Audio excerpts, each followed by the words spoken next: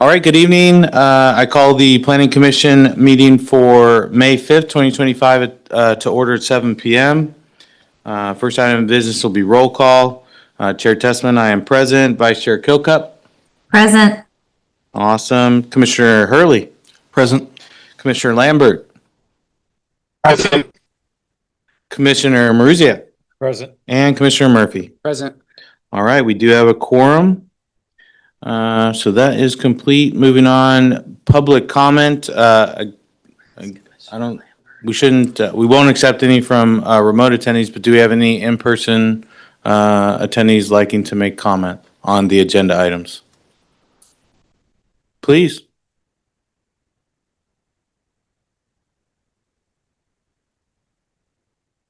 Hey.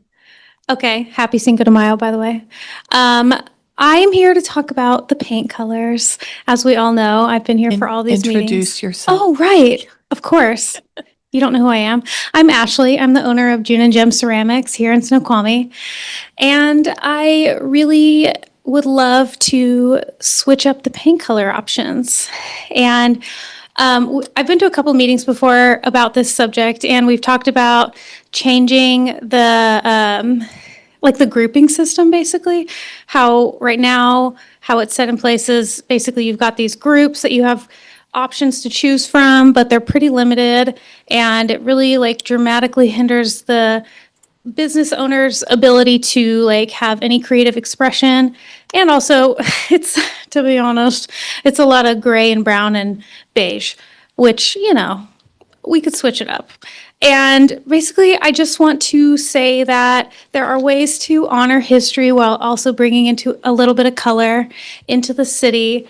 And I understand the reason for preserving the historical colors, but I also know that it's important to a lot of the business owners to be able to express themselves through different colors, and also the different types of businesses. Like me, for example, I'm a ceramic studio, so I have a very artistic type of business, and having my color options be limited to brown and beige and gray is kind of sad and depressing for what I have. It's an art studio. It should be able to express that in some sort of way. And while I'm not asking for an entire house of Barbie pink, we all know I love pink, but I'm not asking for Barbie pink, but just a little splash of color, in the trim, in the eaves, something, anything. And I know I'm not the only one who feels this way. I know that a lot of other business owners feel this way as well, and that we're just so dramatically limited to what colors we have options to choose from.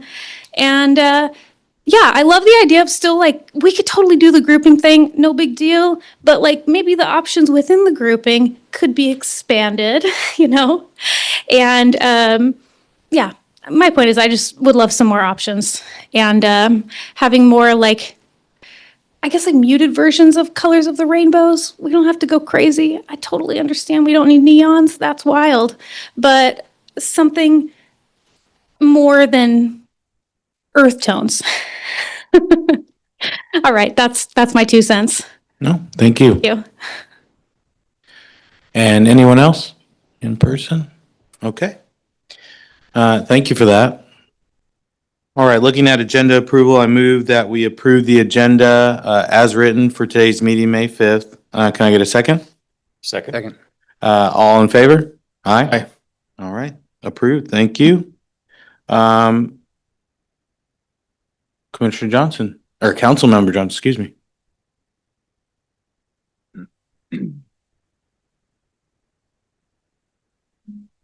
Thank you, Commission. Councilmember Johnson, and the only thing that I really wanted to update the Commission on is that the splash pad has water flowing and is very close to opening. We will have our opening day on June 6th at from 2 to 4 p.m., which I believe is just after school gets out, so the kids can enjoy it that are at the school right there. Yeah, that's about it. Just a few little fixtures there. Good news is when we did the tour as a council about a year ago, and they told us that it was going to be ready in about a month's time, and it was a bunch of dirt, and we were all very skeptical. That's not the case this time. It is actually all there this time, and the council did get to go and experience some of it, not flowing, unfortunately, but we got to at least see the fixtures up close and get a nice explanation from our engineering team about what exactly was going on there. So we're very excited. One other little thing that I'll mention is that the council is very close. Actually, two things. I guess I had three things, not just one.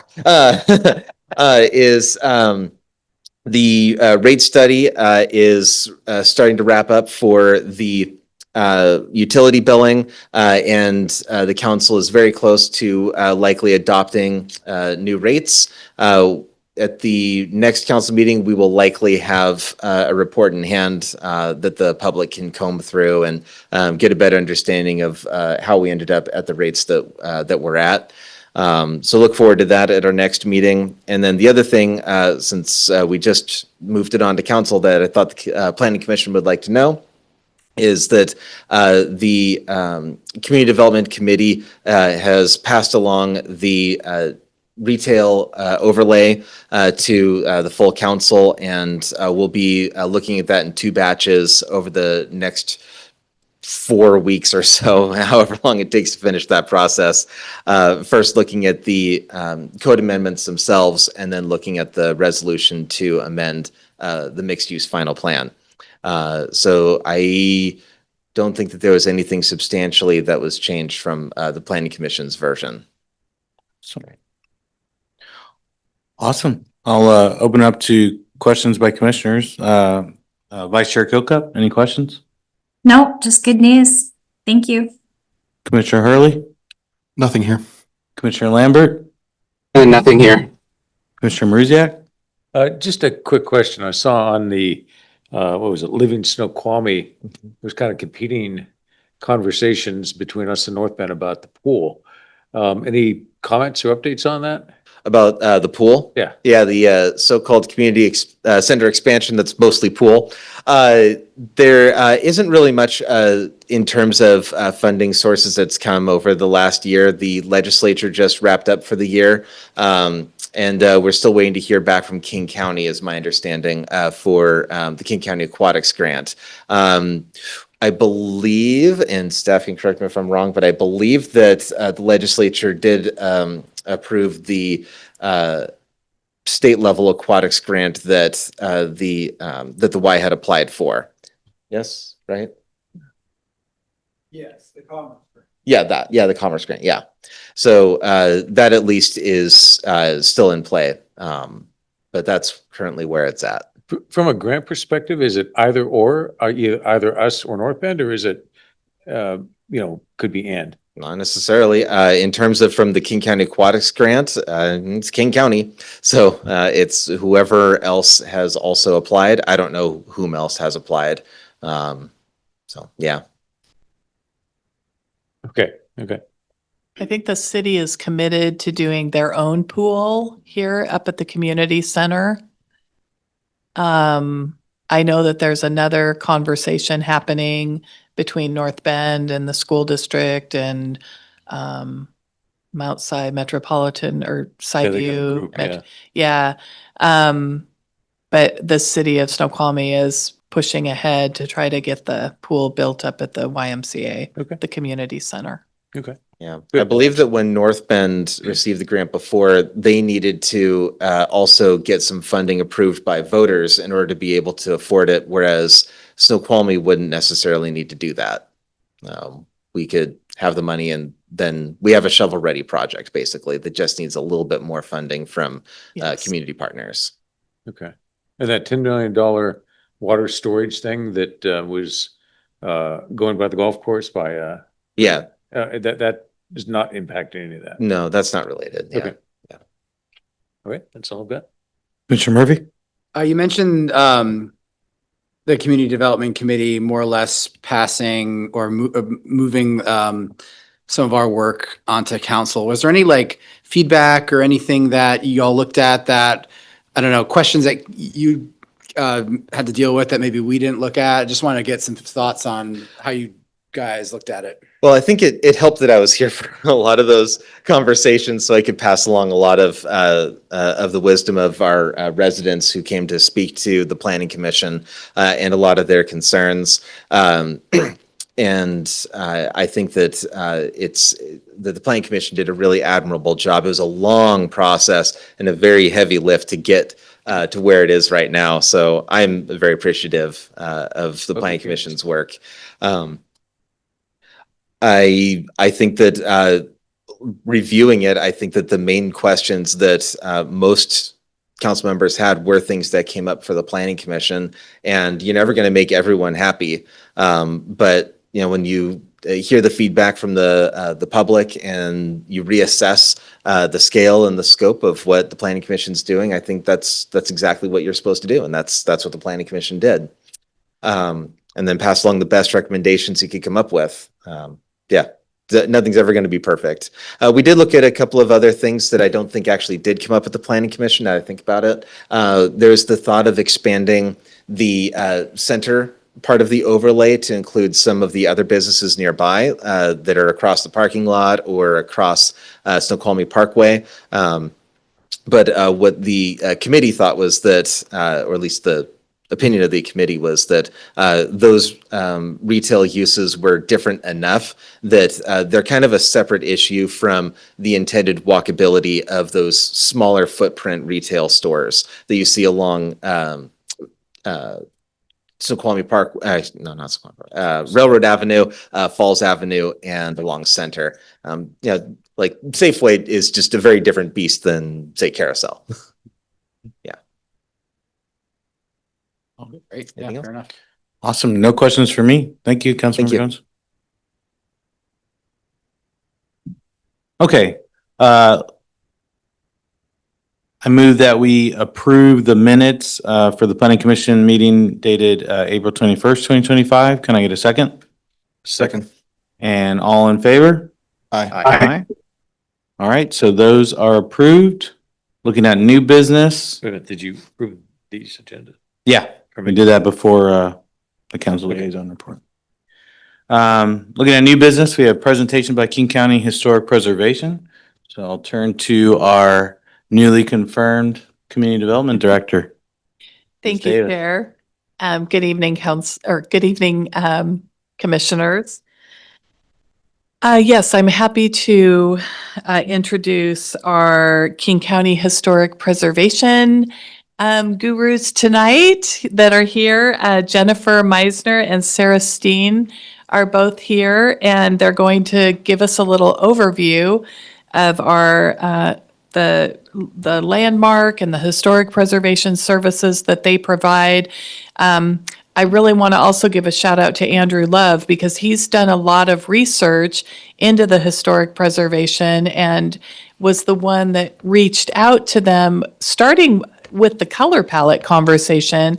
And then we realized like, oh, we have an interlocal agreement. And so we learned all kinds of things. And so after Andrew and I had an opportunity to have a meeting with them, we said, oh, could you come to the Planning Commission and tell them all of this too? So anyway, I would like to just turn it over to both of you to kind of bring us up to speed, and appreciate you being here. Well, thank you so much. I just really want to thank Mona and Andrew for inviting us out. I'm Jennifer Meisner. I'm King County's Historic Preservation Officer, and I'll let Sarah introduce herself. Hi, I'm Sarah Steen. I'm the Landmarks Coordinator, so I staff the commissions.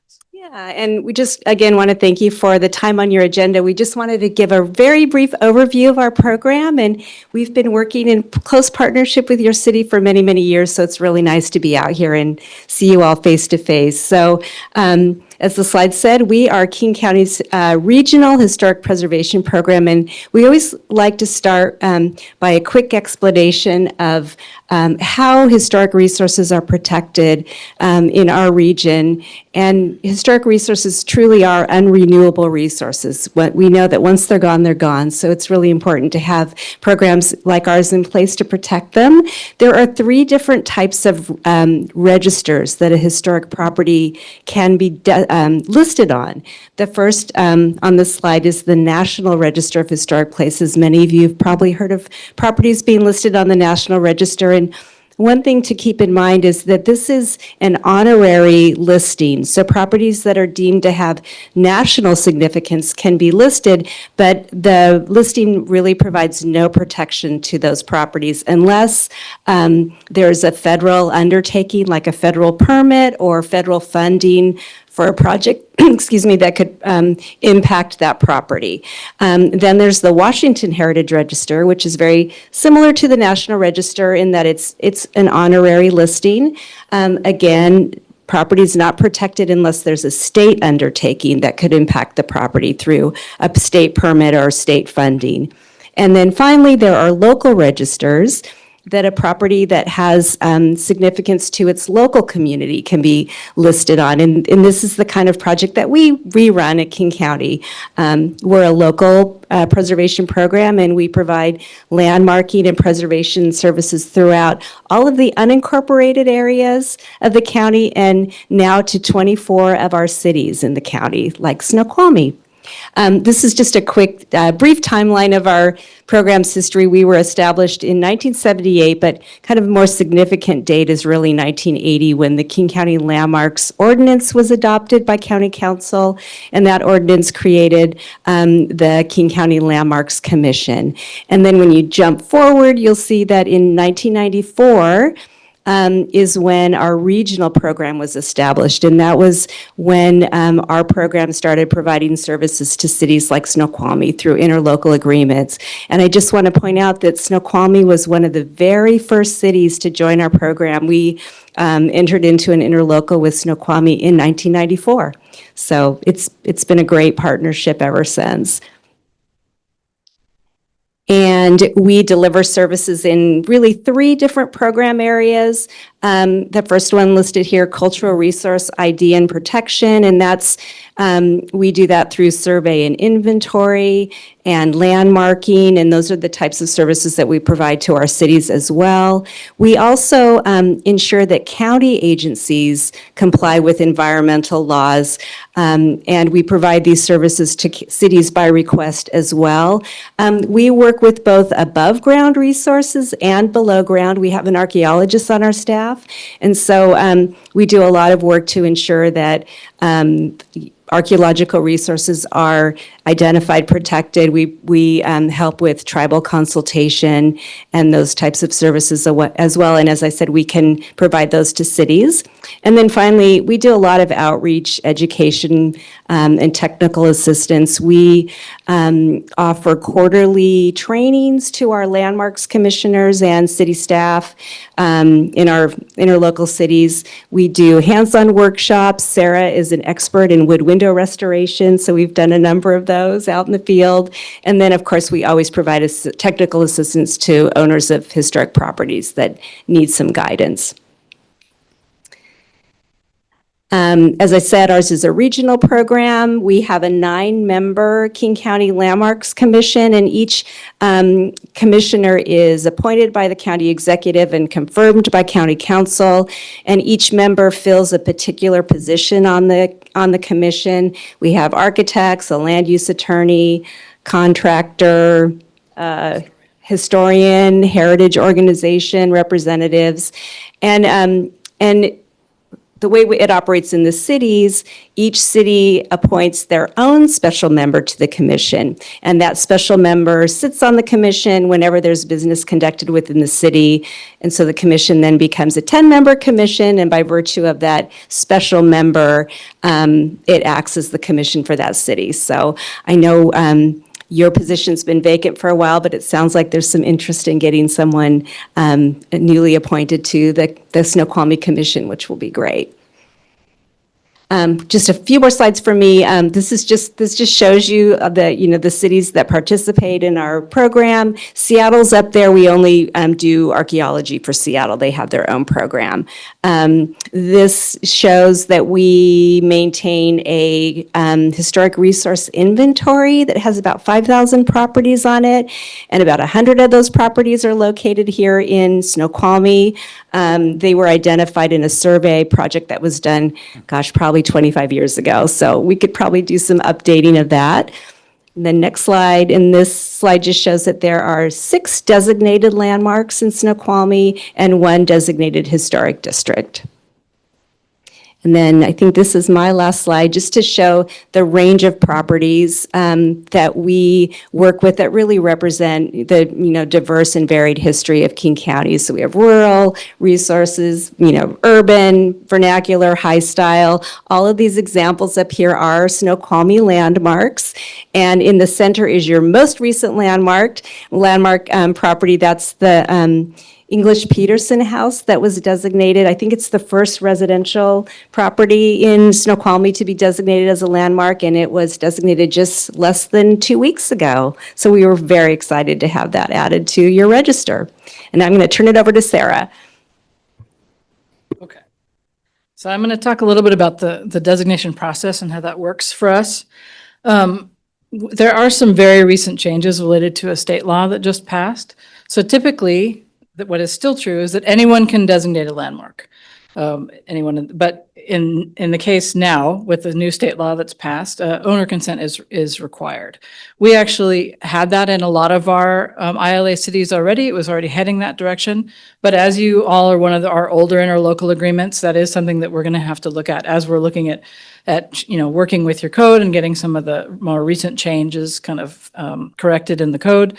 That's something that would be added. So for our program, it's going to be owner consent is required for landmarking. But aside from that, anyone can fill out, we call it a nomination form, but it's a little bit more like a research paper. It's a pretty in-depth history on the property itself, a description of the property, and then just the story of why it matters. Why is this important? Why is that significant? All that is captured in the nomination form. Then, as staff, we work with the applicant to get the nomination in shape to go before the commission. Then the commission reviews it and they decide whether it meets the criteria standards or not at that point.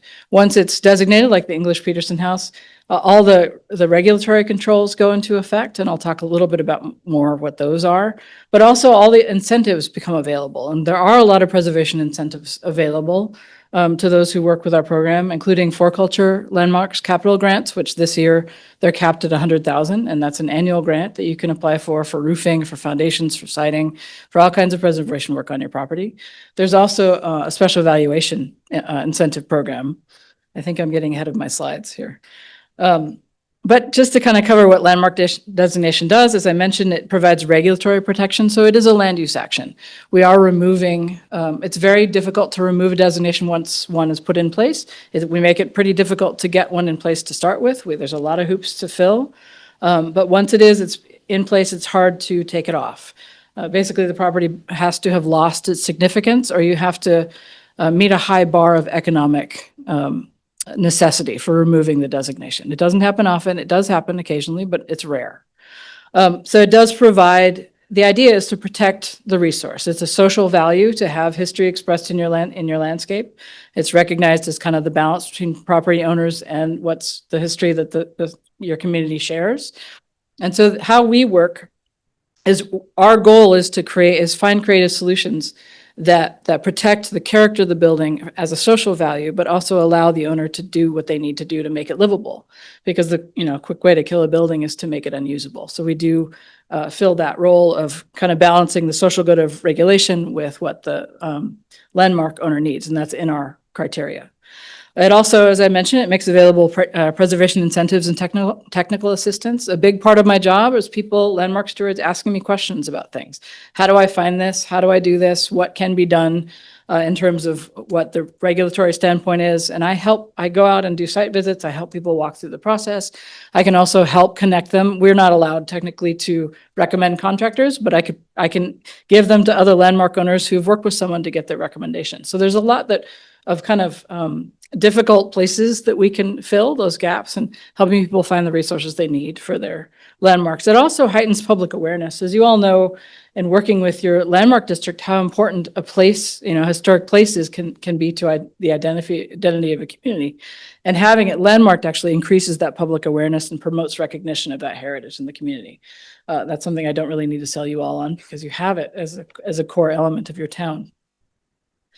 What it does not do, as I mentioned, one of our goals as a commission is to is to find the solutions that, make the building work for the property owner and protect its character. So we're not freezing it in time. Those solutions are easier to find than you might think, actually. It just takes a little bit of conversations, probably compromise on both sides. But the idea is we can protect what's really important and allow it to change as needed. It does not impact the property owner's right to sell or use their building or site. And it does not work as a mechanism for land conservation or environmental protection. Increasingly, we've been asked to try to do that, and that's not something that we do. We're focused on the historic cultural landscape. So some of those are examples of what designation does not do. But as I mentioned, as a King County program, we are a heavily incentives-based program. We really want, the best outcome is when the owner supports the designation, they're behind the idea that their historic property is significant, and they want to put in that time and energy, and they take pride in what they're doing. And so we want to really work with people to have them understand how important their property is, have them find the resources they need to keep it up. So we really focus on incentives, and helping people through the regulatory arm is just part of it. That's part of what we do. The protection actually can be a bonus, that you can get a lot from kind of giving up those land use development rights for kind of a social good or a community good. You get a lot back for that. And that's the incentive part of this. You can have all kinds of help doing your roof, doing your foundation, doing programs with your house. There's all kinds of things that we can offer landmark owners. And of course, the regulatory side, we work primarily with the Secretary of Interior standards. So these are the federal standards for rehabilitation. There are 10 standards, which I'm not going to go through right now, but the core of them is keep what you have, repair as needed rather than replace. If you have to replace it, try to replace in kind so you can maintain the character. Those are kind of the basic tenets. Do no harm, try to maintain the historic fabric, work for solutions that can keep that in place. So that's what the standards are really focused on.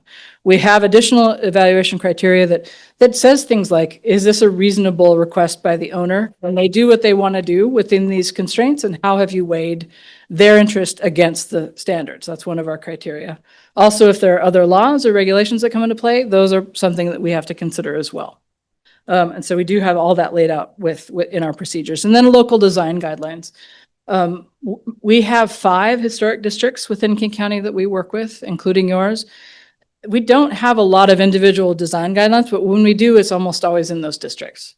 Like North Bend has sign guidelines for their downtown district. Snoqualmie does have guidelines within the code, but as we're going to be talking about a bit later, the code has gotten a little bit convoluted. So it's a little tricky to figure out what applies where, because you have the historic overlay and then you have the downtown district. And I think that there's been a lot of confusion about what applies to what.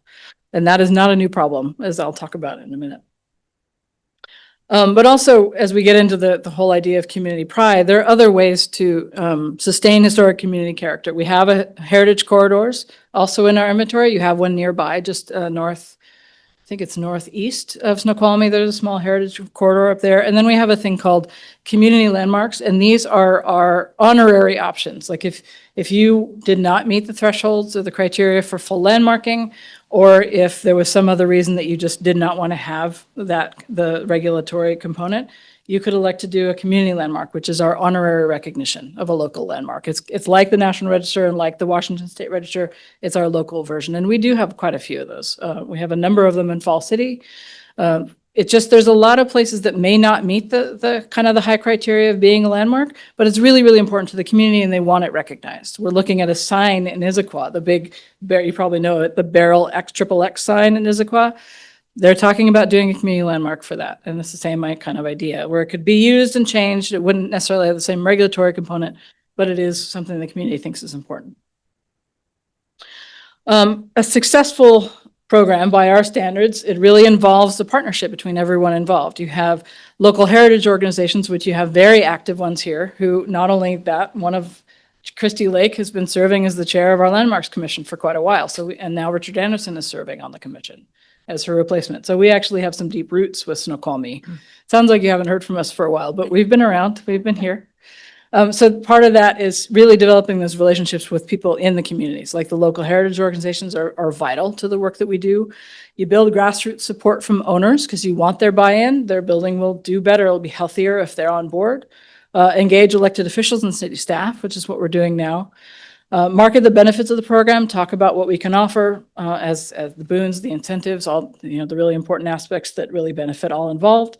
Involve youth groups, actively seek out projects. Actually, going back to the youth groups, the YHP is going to be in the area this year. It's the Youth Heritage Project run by the Washington Trust. They're going to be in Snoqualmie and in North Bend this year, just bringing high schoolers around to talk about cultural landscapes, historic landscapes. They're going to be going to Snoqualmie Falls. They're going to come through downtown Snoqualmie. I'm going to lead a tour of downtown North Bend just to get the kids kind of really interested in what's around them. And that's a key part of what we do. And then actively seek out partnership projects within the city. If you're looking for things that, like a lot of times, as you can see, we do graveyard cleaning. That brings people out on Memorial Day to clean the headstones. Things like that really raise people's awareness of what they have around them, and it gives them a sense of ownership. When you can get the community actually getting their hands on things, it really makes them feel like it belongs to them as a community member. And celebrate every success, which leads me into my next slide. We have an awards program every year called the John D. Spellman Awards. We've been running them now, I think, for 23 years. This is our 23rd year. But there has been a lot in Snoqualmie and in North Bend who have been honored. We had the Carmichael's Hardware and Variety Store honored, I think last year. It was last year. We had a downtown revitalizations, the UW storefront studio. That was a partnership between HPP and the UW architecture grad students that would come out and develop whole programs around certain, to revitalize storefronts in our main street cities. And then we had the Northwest Railway Museum has won probably more than one, but they got one for stewardship a number of years ago. And then, of course, 3 years ago, I think it was Volition Brewing in North Bend got for adaptive reuse of that building. So we really pick, we try to pick 4 or 5 projects every year that really kind of showcase the things that we're trying to talk about with our program, how valuable it can be for revitalization, how important it is for our local communities to recognize our roots in our surrounding landscape. And these are really popular feel-good projects that we have going on. And we have a lot of these, including Carmichael's and I believe Volition. We have recordings on our website. Our KCTV did a program for each one of these, and you can go in and learn the history of that building. It's kind of a cool little COVID era change. So thank you all for letting us talk well over our time today. And we're here to answer questions and explain anything about what we're working with in terms of the code, any questions you might have. Awesome. Well, thank you very much for making the time and educating us. I'll poll for questions. Vice Chair Kilcup. No questions for me. Thank you for this presentation. Right. Commissioner Hurley. Could you make the presentation available to us as well, please? Thank you. Thanks very much for the information. Commissioner Lambert. That was a no. Sorry, you broke up a little bit. Yeah. All right. Commissioner Maruziak. Yeah, a couple. The Peterson House that got designated 2 weeks ago. What was the story there? Want to talk about it? Oh, sure. So Carol Peterson lives in the house now. She was driving that designation process, and it was the Englishes and the Petersons. There are 2 families that have kind of split ownership, 50 years for one, 50 years for another. So it was designated for a couple reasons. We have the criteria that we have are these you can call them baskets of meaning. They have to hit one of the criteria, and one of them is called A1, and it's really important local events or patterns. So you have A1. That one for the English drugstore and the story of the English family, but also A2, which is associated with a really important person in the community. And it was nominated for Mayor English. She was the first female mayor in Snoqualmie. And so she was recognized in that paper. But it was also nominated for A3, which is our architecture, because it's a really unique, kind of a representative style of Tudor revival with some colonial style elements. So it kind of hit a number of those baskets. So it was nominated for all 3. And it went through with flying colors. Everyone was very happy to see it. Okay. And second question, I'm curious, thinking of Volition Brewery and others, it seems like the exterior appearance is the most important thing to preserve, because you might have to, replace, lead sealed pipes or aluminum wiring and stuff like that. So you may have to gut the whole inside. Yeah. but if you preserve the outside, that generally works, true? Yeah, typically, the landmarking really is only over the building exteriors. It's really rare that the commissions will designate interior features. It's very difficult to control what people do on the interiors. And also, in the case of a historic district, it's really the exteriors that you want to protect the overall character. Okay. And things like HVAC systems or other types of maintenance, those don't go to the commission. We call that in kind, and you can make those changes without getting approval. We just handle them administratively. That's all I have. Okay. Mr. Murphy? Yeah, this is a great presentation. And one of the things that stuck with me was the discussion around helping cities and historic districts evolve with the times, but still remembering their past. And I think that that's obviously in the context of what we're trying to grapple with here in Snoqualmie. But I'd love to get perhaps an example of a past, consultative project or something that you all have worked on where you have helped some of that, some of that negotiation. You mentioned it's going to be somewhere in the middle. There's kind of going to be what the business owners and the community might need and what we might want to do to preserve character. And the answer may lie somewhere in the middle. But I'd love to, if you could bring that to life, a little bit more for us as an example, or a municipality that maybe you consulted with to help us kind of see how others have done it. Sure. Well, the one that first came to mind was Volition Brewing in Mhm. North Bend, because Craig Glazier, his family owns a lot of the buildings there, and he's been working steadily, first with the Sunset Garage and now with Volition Brewing.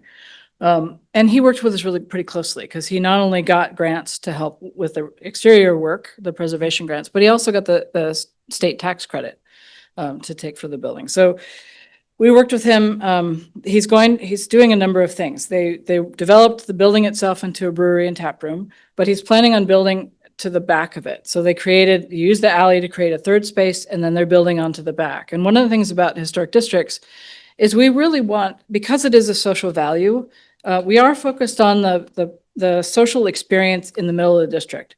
There's a lot of room on the rear of the building to do things.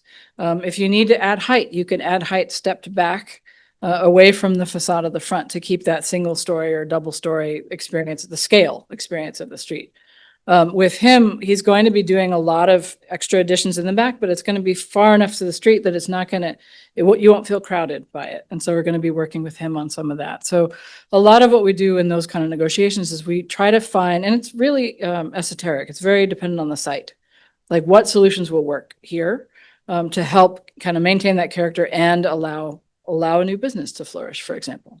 So that's a lot of what we do. And I'll just interject that in North Bend too, this was before Sarah and I were with the program, but there was a lot of work done with the city of North Bend and property owners to remove the alpinization that happened there over the years and really bring that downtown commercial district back to its real authentic history. So there was a lot of work done over the years to just change those buildings and really uncover a lot of the buildings had original materials. The bakery, that was a fairly recent project, was brought back to really its original condition when all the alpine stuff was removed.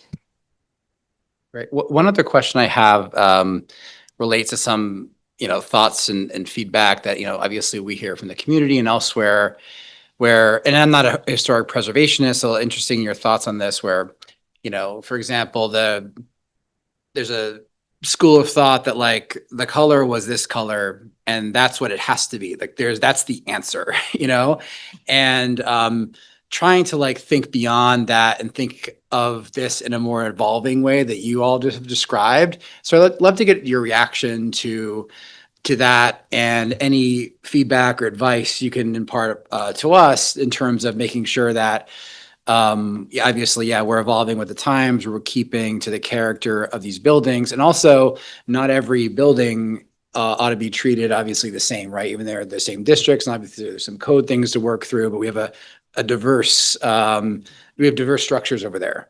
So anyway, your thoughts on that? Do you want to I'll start? take it. And then I'll add. Okay. We both have We thoughts. have a lot of thoughts because we have been working with, Mona and Andrew on this paint palette. Our take is that right now we handle paint as an administrative decision, mainly because when it came through the commission, it was pretty clear that it was a subjective in our code, it says administrative is automatic if it's a historic paint color or if they're repainting it the existing color. But we were having projects come through that were just changing it to a different shade. And there wasn't really a standard to measure it against. And so we asked the commission to basically create a memo to make it an administrative decision. And we did that, one, to remove the subjectivity. Two, because paint color, it can cause a lot of resentment in the community, a lot of pushback. It feels like a little bit of a takeover of individual expression. And three, it's a protective layer that can be easily changed and mostly causes no harm to the historic material, which is the key of what we're trying to protect. Unless you're covering brick with paint that doesn't breathe, that has never been covered before, then you can actually cause some damage to the material. But if you're matching the paint to the correct material, it's really just something that can be easily changed without harm. And so we see it as something that within reason, Barbie pink is probably not something that we would encourage. But we'd say no at an administrative level and encourage a different tone. But other than that, we kind of want to step back away from paint colors, just as a. Yeah, and I'll just, your question about the authentic or original paint color, if a property owner really wants to do, and that's really a restoration, if they really want to do that research and get that original color, that's fantastic. But, not every property owner probably wants to do that. And we don't want to limit, the point is, as we've said, is to keep these buildings in useful purpose and make sure that their businesses are thriving and that your commercial district is vibrant. And, by allowing, variation in paint color, if that helps, then we want to support that. Great. Thank you. Great questions. Yeah. I think the only one I had, you mentioned upcoming work by youth in the Snoqualmie Valley.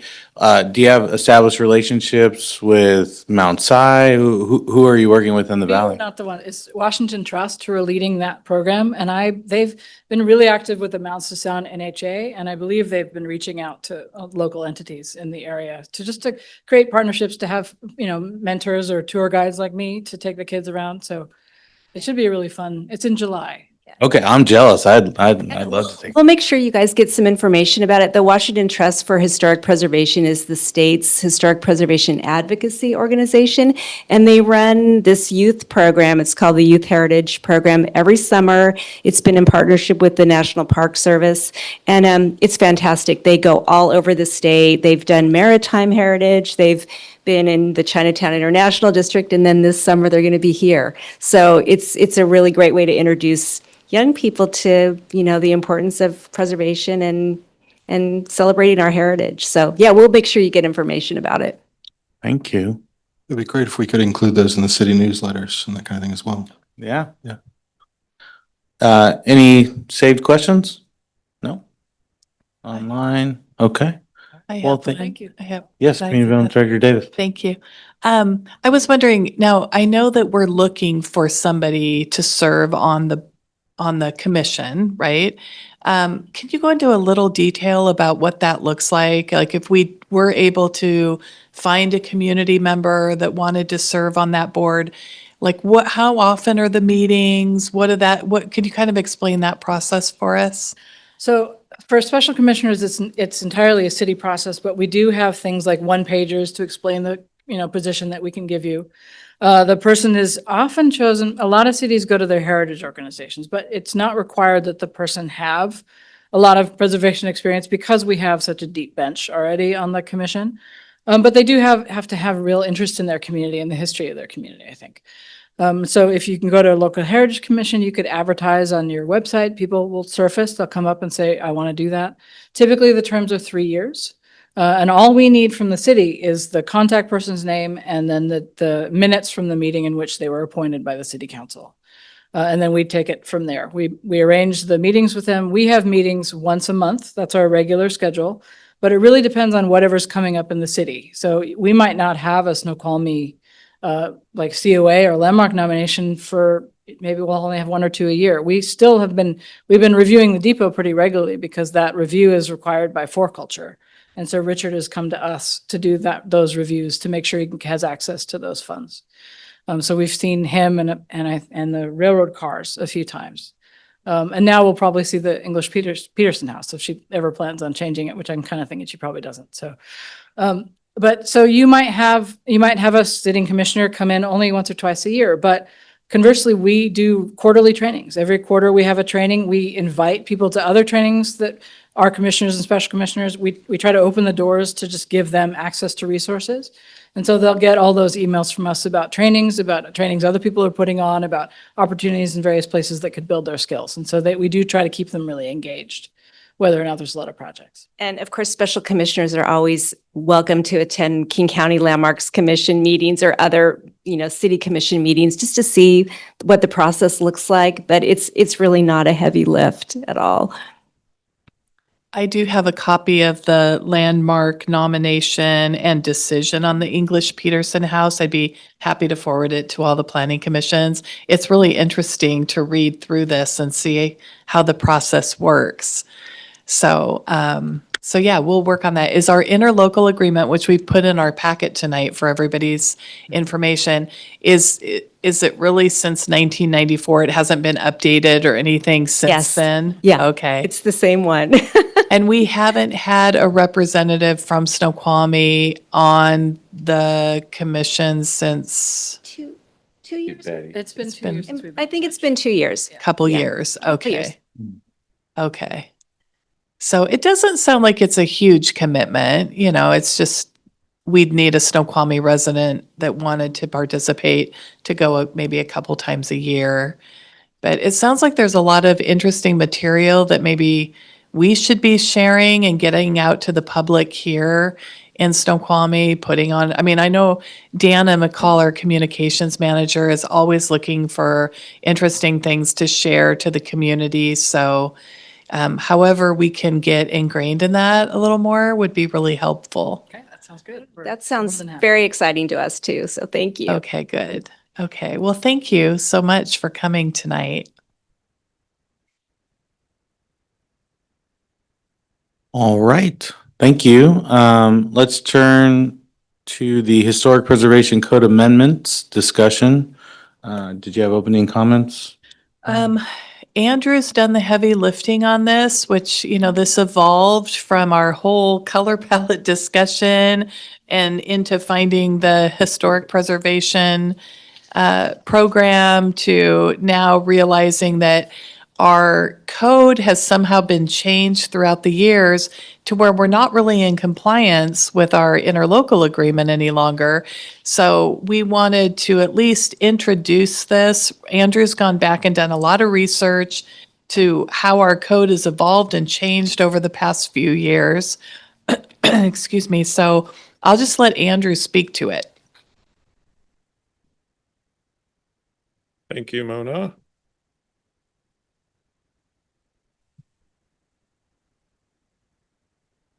Sorry, I'm just trying to share my screen.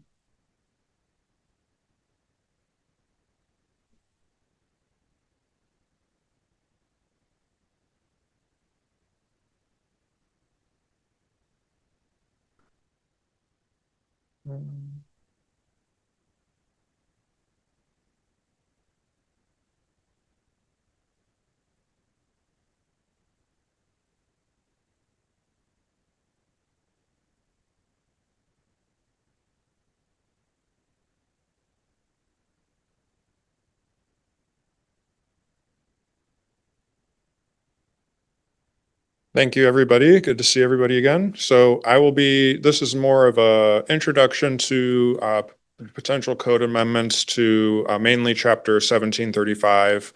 And this is just more of an informal kind of discussion to follow up with King County Historic Preservation's great presentation. So just a quick background here. In 1995, the ordinance number 744 created Chapter 1735 of the Snoqualmie Municipal Code, historic overlay zones and landmarks. And therefore, two quote-unquote historic district overlay zones were created. These are shown on the zoning map, which I'll get to on my next slide, but it is the two are the Downtown Historic District Overlay Zone, the second one being the Meadowbrook Historic District Overlay Zone. Later in 2001, ordinance number 874 repealed an older chapter of the code titled Landmarks, which was originally created to honor the parts of the interlocal agreement. And essentially this tied in many of those, the contents of that chapter into chapter 1735. So now not only do we have the two overlay zones, but now we have what was created through the interlocal agreement, or I should say what was created after the interlocal agreement, the Downtown Historic Commercial Landmark District, which is basically what the Snoqualmie Landmarks Commission kind of has jurisdiction over. These code changes were made in response to the Snoqualmie Landmarks Commission designating this district, as I mentioned, and this is distinct from the two overlay zones mentioned previously, but they are they're overlapping, but they are distinct. Given the similarity of these names and the title historic and everything, it has created a lot of confusion over the years. It's actually been many years that it's been like this. So there's definitely some opportunities to refine things, even if it's simply changing some names. So right now, these are the two historic district overlay zones outlined in black, and outlined in orange, which may be a little hard to see, is the Downtown Historic Commercial Landmark District. And they have some somewhat similar boundaries, at least the two downtown ones, but they definitely have some differences. And I'll continue in the next slide. So some of the main concerns over the current version of the code is that the most recent ordinance, or the most recent amendment to the chapter, is Ordinance 1273. This was adopted in 2023. Now, this repealed one of the sections in the code that removed the connection to a chapter in the King County Code, which was basically centered around the historic preservation. This connection was established in the cities and counties interlocal agreement, which made us partner with King County to provide preservation services to the Snoqualmie community. This ordinance 1273 also attempted to adopt portions of the King County Code directly rather than by reference, but it also altered the path of many types of review to go through a city-created historical design review board, and that is separate from the design review board, which Planning Commission serves as. Actually, well, I'll get to that later. Yeah, ultimately, this is the Planning Commission too, because later it was amended to state that in the absence of the historical design review board, that the Planning Commission would serve as such. So it's a little confusing. And that amendment was basically directing review to Planning Commission instead of the interlocal agreement-based Snoqualmie Landmarks Commission. And as they mentioned, it just to restate, the Snoqualmie Landmarks Commission is the 9-person King County Landmarks Commission plus 1 special commissioner. This is appointed by the mayor and confirmed by city council. And this was previously Dave Batty, I believe is how you say it. And from what I understand, he has since moved away from Snoqualmie, and this position is now vacant, but certainly we can work to get it filled. And this ordinance did attempt to clarify processing of different application types, but the code does still remain a bit unclear. There are also some potential concerns with the Snoqualmie Historical Design Review Board. As I mentioned before, a ordinance established this since 2001. In 2018, 17 years later, another ordinance inserted a new section into the code which routed Historical Design Review Board to the Planning Commission in absence of the Snoqualmie Historical Design Review Board. Now, as we go through code amendments, the city will need to determine if it makes sense to still have a separate Historical Design Review Board. Notably, it could not designate new landmarks or review preservation tax incentive applications like the Snoqualmie Landmarks Commission does. This would include preservation grants available through For Culture, Washington State Historical Society, and the Washington State Special Valuation Property Tax Program. The city uses landmark designation through the ILA with King County. So the reasoning behind the creation of this historical design review board kind of remains a bit unclear. Certainly the city for its size does seem to have a lot of committees and commissions, so it would be up to the city to kind of decide whether or not we still would like to have that. However, the city by itself, the preservation program wouldn't necessarily be eligible for the certain types of grants and incentives as mentioned previously. In addition, alterations made to the designated landmarks that don't follow the Secretary of Interior standards for the treatment of historic properties, the review standards used by the Snoqualmie Landmarks Commission risk losing access to these incentive programs and potentially their landmark designation. Lastly, are some concerns with processing. The processing for the different types of reviews has, in my opinion, never been super clear. We would need to determine what the review process would look like for an alteration, for example, to a building that is both within the landmark district and the overlay zone. Or if something is just in the overlay zone, that would likely go to Planning Commission or the Design Review Board. Right now, staff finds this process overly complicated and strenuous to potentially have to get approval from both the Snoqualmie Landmarks Commission and the Historical Design Review Board, which the Planning Commission has been serving as, for example, to do some sort of exterior work on their property. The next steps to this is that staff, we have already been working on draft edits to the code, but definitely need some more time. And this will include feedback from King County's Historic Preservation Team, which we're happy to have helping us. We may also need to solicit feedback from other stakeholders during this process. For instance, different committees or business owners. The timing on returning to Planning Commission with proposed amendments may kind of depend on the scope. At the moment, it's hard to determine a specific date, depending on how substantial the changes are. However, it could potentially be June 2nd. So that would be 2 meetings from now. And I am able to take any questions you may have, and thank you for the time. Thank you. All right, we'll start with Vice Chair Kilco. I do not have any questions. Thank you. Thank you. Commissioner Hurley. No questions. Thank you. All right, Commissioner Lambert.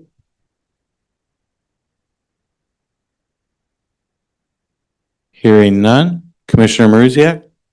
Yeah, just a clarification, the Historical Design Review Board as identified was just not used in over 10 years.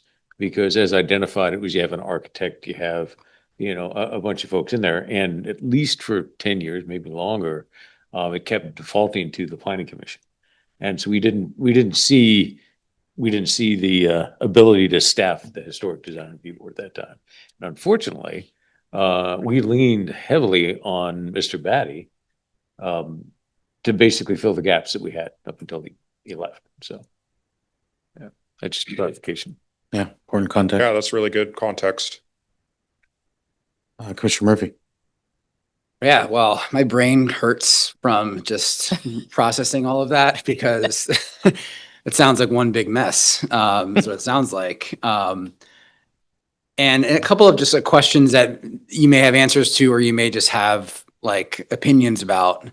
But it sounds as though, the way we're set up now makes it so like none of our community can take advantage of all the great grant programs that the county has with respect to historic preservation, because we are not routing things through the proper channels through the Snoqualmie Landmarks Commission. Is that, am I understanding that correctly?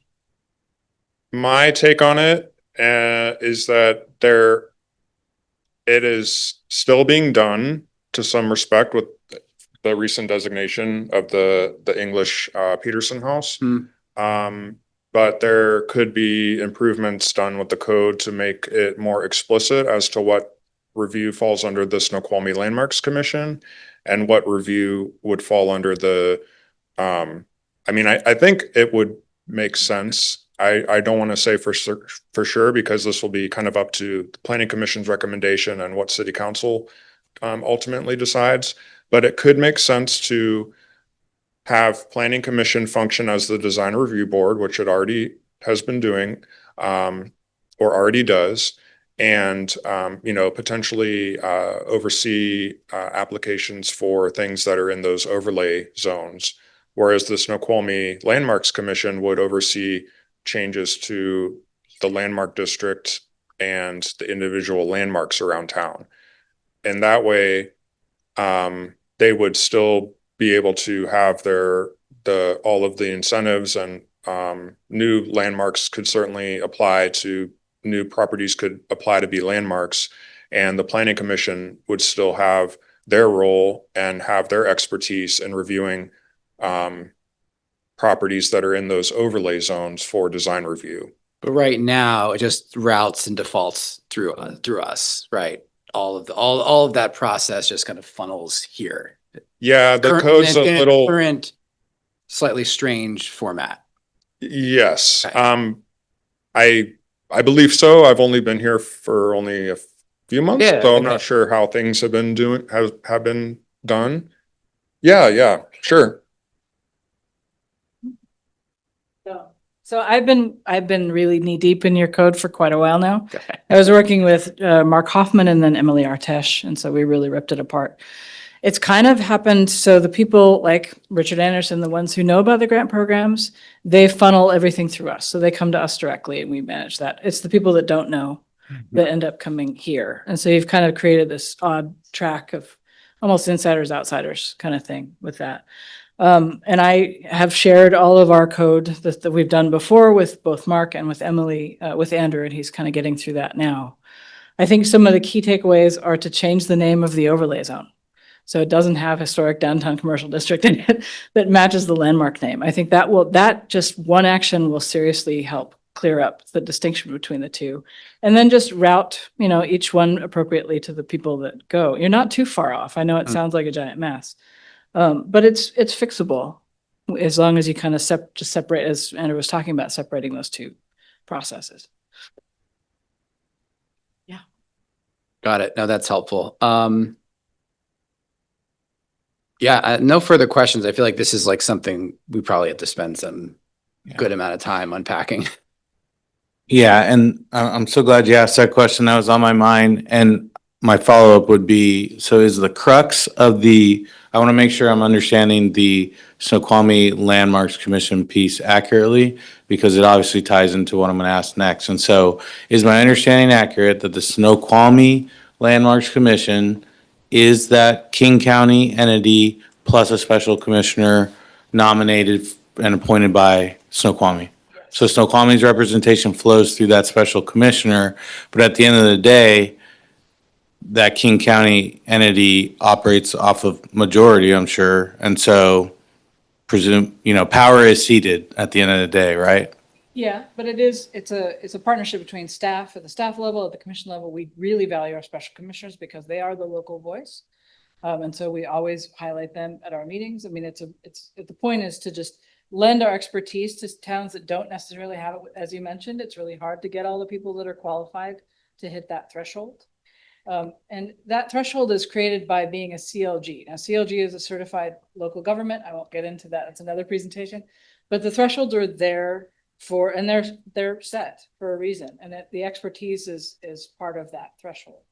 Like, as you mentioned, you can't get all the things locally. A lot of our towns can't. And so this model works really well in various places because you can put however you want to determine who your representative is, they speak for you. But I'm always working with staff. Like, I don't ever do this without staff knowing what's going on. We get input. So it is a partnership. And so, you talked about the disadvantage that people who understand the proper flow of grant requests. I guess obviously there's an educational component to that. There's, like you said, clarifying the nomenclature is part of that.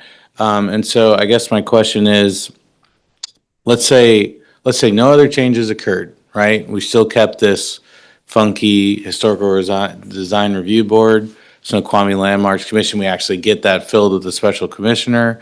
Like, let's say that construct stays in place.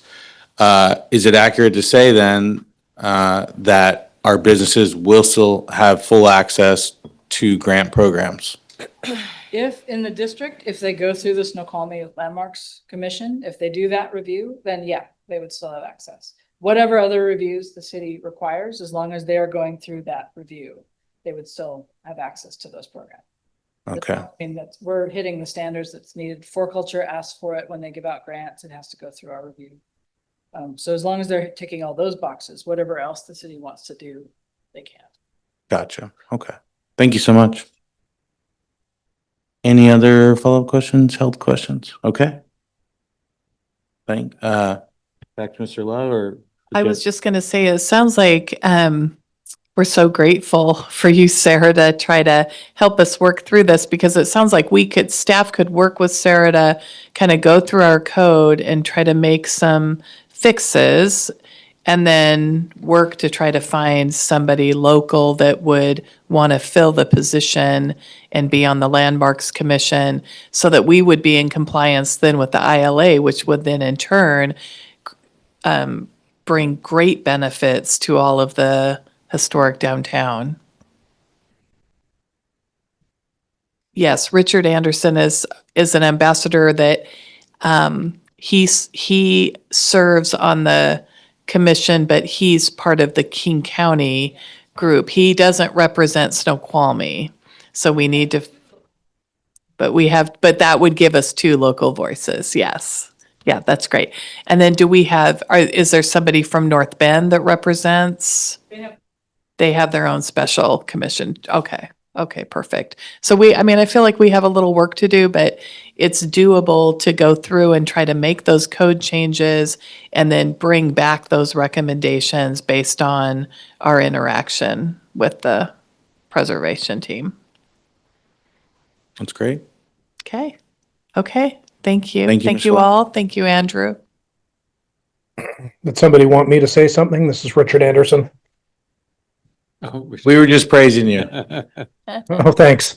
For the record, I spend more time in Snoqualmie than anywhere else, but I'm actually a resident of Redmond. Oh, wow. Okay. Well, thank you. Okay. I think was there anything else on your end, Mr. Love? I just want to also add that when the Snoqualmie Landmarks Commission votes on the landmarks, it's a city landmark and not a county landmark. Even though 9 of the 10 members are on the King County Commission, it's technically the Snoqualmie, city landmarks commission. So That's very helpful. Thank you. All right. Well, we'll close that agenda item. Thank you very much, staff. And move on. Oh, I should shut it off. Overlay zones color palette. Director Davis? Okay, here we go again. We're still talking about the color palette. So we took the information that we heard at the last meeting. Andrew's made a few tweaks to make sure that we understand that we've got that the way that we heard it from you commissioners before we schedule a public hearing, which we are anticipating will be at our next meeting on May 19th. but So if you feel we need more time, we can certainly there's do no that. rush, but we Yeah. want to make sure we get the noticing out if we are feeling ready for a public hearing. So thank you, Mona Davis and Planning Commission. So this presentation is over the historic color palette options. So chapter 1735 requires historical design review for the city's historic district overlay zones, the downtown commercial landmark district, and individual landmarks. And the code amendments to this chapter are kind of being addressed separately. Under chapter 1735, a type 1 project can include quote unquote exterior painting of non-contributing buildings or structures basically in the overlay zones, or the landmark district using approved colors. And approved colors are defined as being, the colors, approved by the Snoqualmie Historic Design Review Board. At the moment, anyway. A type 2 project can include the following: for contributing buildings or structures in the landmark district or individual landmarks, any alteration in exterior appearance or replacement of historic materials with non-historic materials. And then also for non-contributing buildings or structures in the overlay zones and or landmark district, any exterior repairs other than emergency repairs or alterations other than those designated as type 1. So suffice to say, colors that are not in the color palette would be considered a type 2 project rather than a type 1. And here's the map again, in case anybody's just joining. We have the 2 overlay zones outlined in black, whereas the orange outlined area is the landmark district. And we heard last meeting that the Planning Commission was a little dissatisfied with the broader color palette options brought to them in the last meeting. And we were directed to bring back the City of Ording option and the currently approved color palette for further discussion. So first, I wanted to bring up the City of Ording option, which includes 24 out of the 60 Sherwin-Williams historic exterior color options. And there's a source there to the website where one can find this. The colors do appear slightly different on the images in the left and right. The image on the left is likely a scan of the actual paint chips that may be on a board that the City of Ording uses, whereas the colors on the right are a screenshot of the actual Sherwin-Williams website. So the actual color in person could range from the image on the left or the right. But they are the same colors. And there's a table that outlines the name in the attachments to the staff report. And then the next one is the currently approved color palette. Notably, the 4 options, and I had to get everything to fit on one slide rather than go back and forth, but there are only 4 options, and they require you to choose 1 for the building color, 1 for the trim color, and 1 for the accent color. So if you chose option 1, the more gold main color, you could not choose option 4, black trim. In addition, there are 4 colors seen in the bottom kind of center of the slide that could be used for trim, quote unquote, trim / storefront window. I did want to address public comment made by Richard Anderson during the last meeting. So from what I understand, he serves as commissioner on both the King County and consequently the Snoqualmie Landmarks Commissions. He recommended to not select any color palette. It was specified that actual historic paint color of a building would likely not exactly match any color palette. Mentioned that color could be subjective and vary due to lighting, the material of what it's painted on, and paint companies can change their formulas. Concerns over substrates being painted, notably brick, and then the expertise. He did also mention about the expertise of the Landmarks Commission and Historic Preservation could be utilized more. So right now, just as a general recommendation, and certainly this could be up for debate and discussion, but staff would recommend not necessarily requiring a pre-approved color palette for the individual landmarks or the contributing buildings or sites within the landmark district.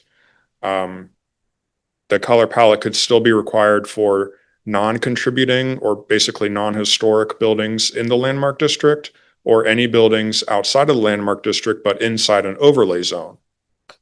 From staff's perspective, it does seem that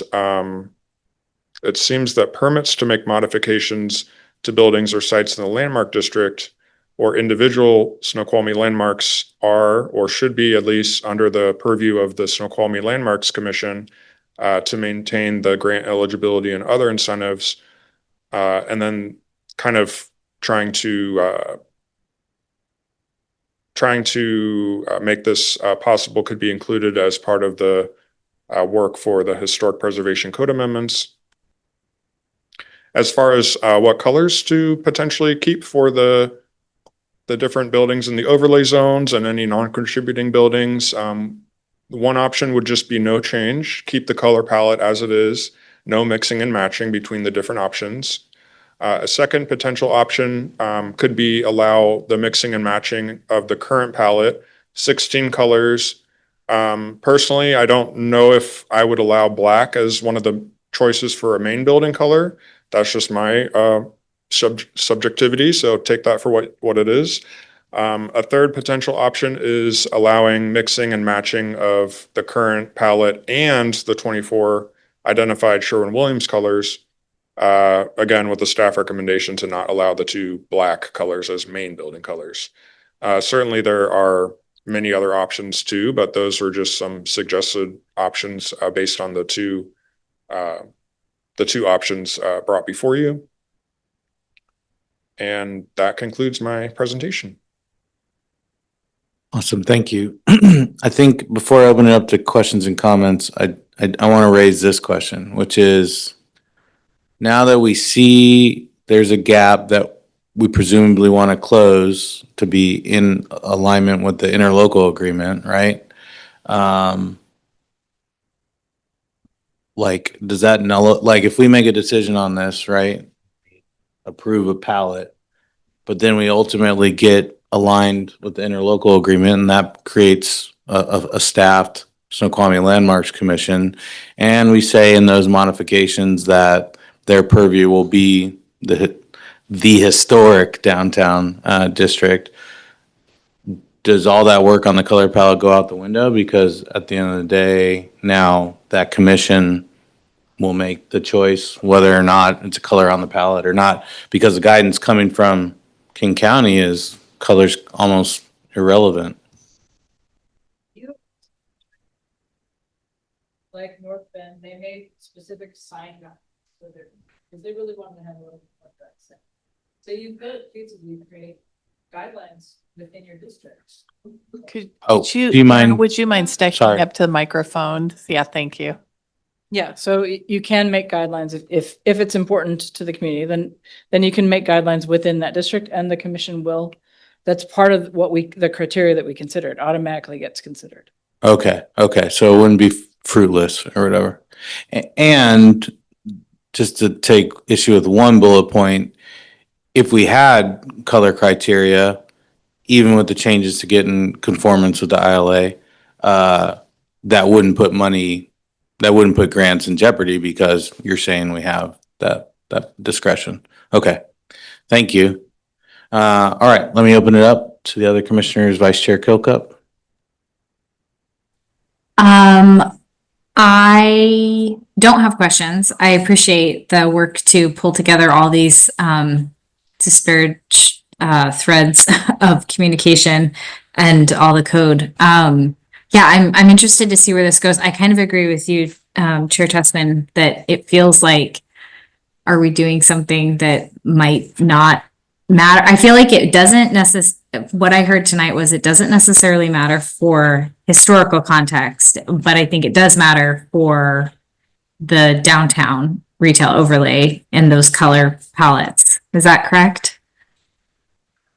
Well, if that was to me, my read was retail overlay or not. Like, if we can be 100% focused on history, or we can balance the imperative of both, historical nature of Snoqualmie with just basic aesthetics standards that we have chosen to apply.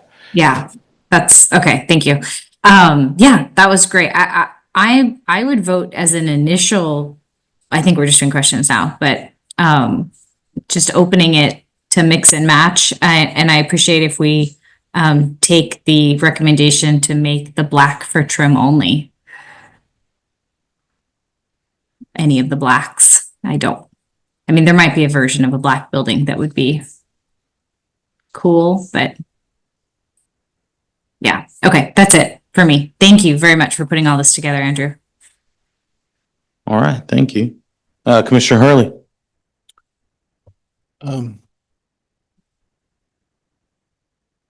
The one concern about all this is it's not necessarily addressing some of the concerns that have been brought specifically by Ashley to us as far as expanding the palette a little bit more.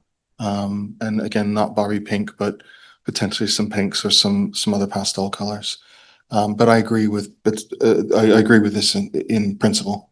And I think that the third option on here is definitely what we need to be looking at, or something along those lines.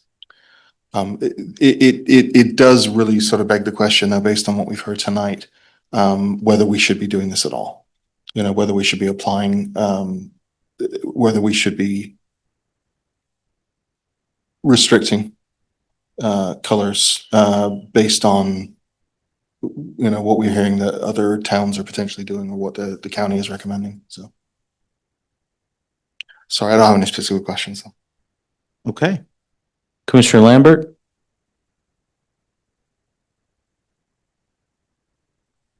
Sorry, tech problems. I only work with an A box of crayons. I'm not exactly the most color sensitive person, but I'm open to like opening it up to a lot more color options. I think downtown Snoqualmie has all sorts of colors all over the place. I don't even think the Woodman meets our current color palette. So yeah, I'm kind of on the mindset of like more color the better, honestly. If it doesn't affect the historical nature of the building, then, and it's easily changeable, I think it should be, we should give businesses more options. Very good. Thank you. Commissioner Muzak. Yeah, I'll second what Commissioner Lambert said. I think at the very least, we do option 3. And the reason I'm saying that is we've heard from our businesses that they want a little bit of leeway. I don't think number 3 gets us completely out of whack. The expanded stuff that we talked about that we didn't like, that was over 240. It was overwhelming. It was just too much. I think 24 is manageable. I think it can be clean. I think we give the downtown a little bit of leeway, and it's our discretion. I mean, I think we exercise our discretion. Fair. Yeah. Commissioner Murphy. So I've like always been very ambivalent about prescribing any of the colors, like, and having it be more of a consultative arrangement. And I'd love to understand, I guess, from the King County folks, how or if other municipalities codify colors in the same way. And obviously we've seen some, but like I think North Bend's a great example. And I know you all have worked with them, and they've determined that signage is something that they want to press their stamp into. And that's where they're kind of involved. And maybe color will be ours, who knows? But like, I'd love to better understand, because you mentioned, you had a good point, and at least from a historic preservation perspective, and Chair Tessman will kind of get this, color is a two-way door. You can go in and out, right? You can make it one way and then you can reverse it very easily. And that's one consideration I think that we have to take into account. But I'd love to get your thoughts on, or just how others have codified or not codified or used the consultative ILA to find that like balance, right? Even though it's not prescribed. And that's something I'm just trying to wrap my head around how that works. So yeah. Okay. We don't have any of our 24 cities that require paint colors aside from, and I didn't even actually know that Snoqualmie did. So you're the only one that I'm aware of that does. until very recently, until last year, it did go through what we call a type 2. So we do have the same, one of the stuff that Andrew was talking about. Type 1 is administrative. It's like an over the counter that Jennifer and I review. Type 2 is the whole full landmarks commission. So we did have paint colors going through type 2, but we kept hearing the same things that we don't want to hear in commission meetings. Like, I like this, or I don't like this. And then they'd kind of get a little bit caught up in, they didn't want to be subjective, because we really, really hammer that home, that we have these guidelines. We do not make subjective decisions. So they kind of they would ask some questions. They would get into what it was historically, and then they would approve it. Almost every time. And you're not seeing a lot of your businesses or even the houses go crazy with their colors. We're not seeing pink. We're not seeing, we see sometimes they get a little brighter, sometimes they get a little more muted, and it depends on the trends, but they're not going outside of the bounds too much. And so mostly what we recommend is for cities to recommend. So for the people who want historic color palette, offer them a Sherwin-Williams historic color palette. Otherwise, you can do it as administrative, and we did keep it as administrative. We didn't just throw open the doors, because we want the opportunity, if someone is going a little bit far afield, we're like, hey, let's talk about this. Maybe we can approach this a little bit differently, but we haven't had that experience. And I've been here almost 7 years. My colleague who's still with the office, he was here 12 years before me. It's just not something that happens very often. And by administrative, you mean that goes to like the Staff. your staff, and it's not something that like a planning commission or a council or anyone. No public hearing. No public hearings, things like that. Okay. So what I'm hearing is like, even prescribing the colors, in the way in which we have it in the code is actually quite outside. In fact, that's where we're totally unique. Yeah, you're pretty unique. There's no one else doing that. Well, in King County. In King County, yes. Leavenworth, maybe? Yeah, Like, I Oregon can is see them not doing King that. County, yeah. And I think we had Carnation, that is King County. Carnation's King County. They might. But maybe that wasn't in code, maybe that was. They required or recommended? It was more a range of like dark saturated colors, Yeah. muted colors. Okay.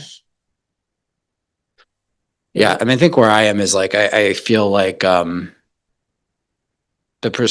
overly prescribing the colors is just like doomed to disappointment. And I think Richard's thoughts on like the changing of the palettes and then not being consistent over the period of time. My like general thought is like wanting to like give up some of the like, put the trust in the community, right? And in our experts, and let that process work its will, is kind of how I'm leaning on this, versus just like another rehash of some combination of colors that in the end will maybe be obsolete in 5 years and will make not that many people happy. So. No, that's great. Councilmember Johnson? Two things. So first was that there is the issue of, if we don't have some sort of a prescription and requirement of more than one color, you could have a situation where someone comes in and says, well, I think that having white is the primary color, white is the trim, and white awnings and a white door is the best color scheme. So here we go. And that is an option. I am not a color scientist. I teach physics, which includes a little bit of color, but I'm certainly not a designer by any means. But it might have looked a little bit funny to the eye on the corner there. So the Planning Commission had parts of the code to refer to and be like, no, these are kind of the bounds. And we actually did provide, I don't remember if it's called a variance or a waiver, whichever thing it was, to allow them to kind of mix and match because of this very issue. And they could request that versus expanding. So just, the free for all without any limits gives me pause, because then it's, well, how do we require them to do something that an expert might say would be more palatable? So, but wouldn't then the process go through an administrative review? Like, isn't that's the check? I know that's not coming to us, and there's obviously some seating control, but doesn't that prevent the like running wild or the weird interpretations, et cetera? Not necessarily, because if there are no bounds in the code, then the building owner can say, well, there's no limit on this. I can do whatever I want. So, yeah, so there has to be something to keep the bounds, to keep people from being able to do whatever, because the administration can't, otherwise it becomes kind of like an arbitrary or capricious decision, or whatever the proper verbiage is there, of the administration saying yes to those colors, no to those, but why? And they have to have good reasons. Maybe city attorney could speak to that a little bit better too. I think yeah, I mean, if it's in code, then it's absolutely clear, so. Right. And then a separate issue that I just wanted to call out again, because I know I keep harping on this, but to me, it's important, is I think it's awkward for a government entity to require purchasing from a particular corporation or company. Like, we don't require our citizens go buy their coffee from Starbucks. So why should we require people to buy these paints from this exact company? I just pulled up a website here that says, okay, here's a nice light wisteria that's hashtag F4ECF7. That's the hex code, I guess, for that particular code. Actually, I think they all have hashtags. Maybe they don't need the hashtag. But anyway, regardless, I think it'd be nice if we had some sort of a designator other than you have to buy these colors from this exact company. You could have like the recommendation of, we know that this company does meet that, but there you go. We've had but that's been part of the discussion so far, and there appear to be technical and, what do you call it, copyright implications, right? However. Isn't Sherwin-Williams copyrighted? City attorney? I'd have to do, I don't know off the top of my head if they're But copyrighted, I'm sorry. Yeah. The point I was gonna make though is I think it's point definitely well taken, and I personally agree. I think that's a consideration to take into account when we say, okay, well, maybe the solution is, we go to that staffing decision for, 95% of cases, and then the type 2 for, the remaining 5% or whatever. But as a check, right? And I didn't say that fully. What I mean by that is, if we provide the Sherwin-Williams colors, for example, in the code, but we have a caveat that says we do not endorse a paint manufacturer, we're not requiring a paint manufacturer, this is for, illustration only. The respective business owner can come to staff if we said, yeah, let's modify it, it's just a simple type 1, and staff will have the discretion, Director Davis will have the discretion to say, yes, that purple looks pretty darn close to the Sherwin-Williams purple, even if it's bare paint. And that's the kind of thing that I imagine could be an administrative thing, is where the intent is to follow the code. They're not attempting to vary from the code. And so the administration could look at that and go, yes, these two colors are ballpark as best as anyone else would. Yeah. So at a minimum, that discretion would be codified. Right. Yeah. Yeah. We have a question online. I'll also add that when I bring the next or before the final draft is approved, I can definitely go to there's a website that you can put in like the Sherwin-Williams paint, and then it'll give you like the equivalent of like different paint brands, for example. So Perfect. I'm happy to do that too. Okay. And Commissioner Lambert? Yeah, just to Councilmember Johnson's point of like the free for all with the colors, didn't the landmarks person just say that they haven't seen people go through like outside of the bounds too far, and they have 24 different cities that don't have any color palettes described? I want to make one caveat to my statement, and that is that I've only dealt with historic landmarks. So like Carnation has 3 historic landmarks. And so I've worked with them on, paint color and how we do it through our process. But if the city has an aesthetic paint color for the city, I'm not dealing with that. Sorry. Did you want to finish? Yeah. I think we're talking a little bit about 2 different things in some ways, because in terms of the historic, like the administrative review from our end, we're still looking for compatibility with the standards. So we still have, if they want to make their building into a polka dot building, we could say that's just not compatible with a historic bakery. Like, can you rein it in a little and make it simpler? If you want to do 15 colors on a very simple structure, that's not compatible. If you want to do 5 colors on a Victorian, that probably is. So we do have something to go by, and those are the standards that we were really familiar with and use. Outside of a historic district or in other, those don't necessarily apply, so you might have to have other standards that you use if you want to kind of control that. Councilmember John? Yeah, and then the example that I gave wasn't one of those landmark buildings, so hence why I think whatever that is. But I think it was within the landmark district, if I'm not mistaken, but it wasn't a recognized building.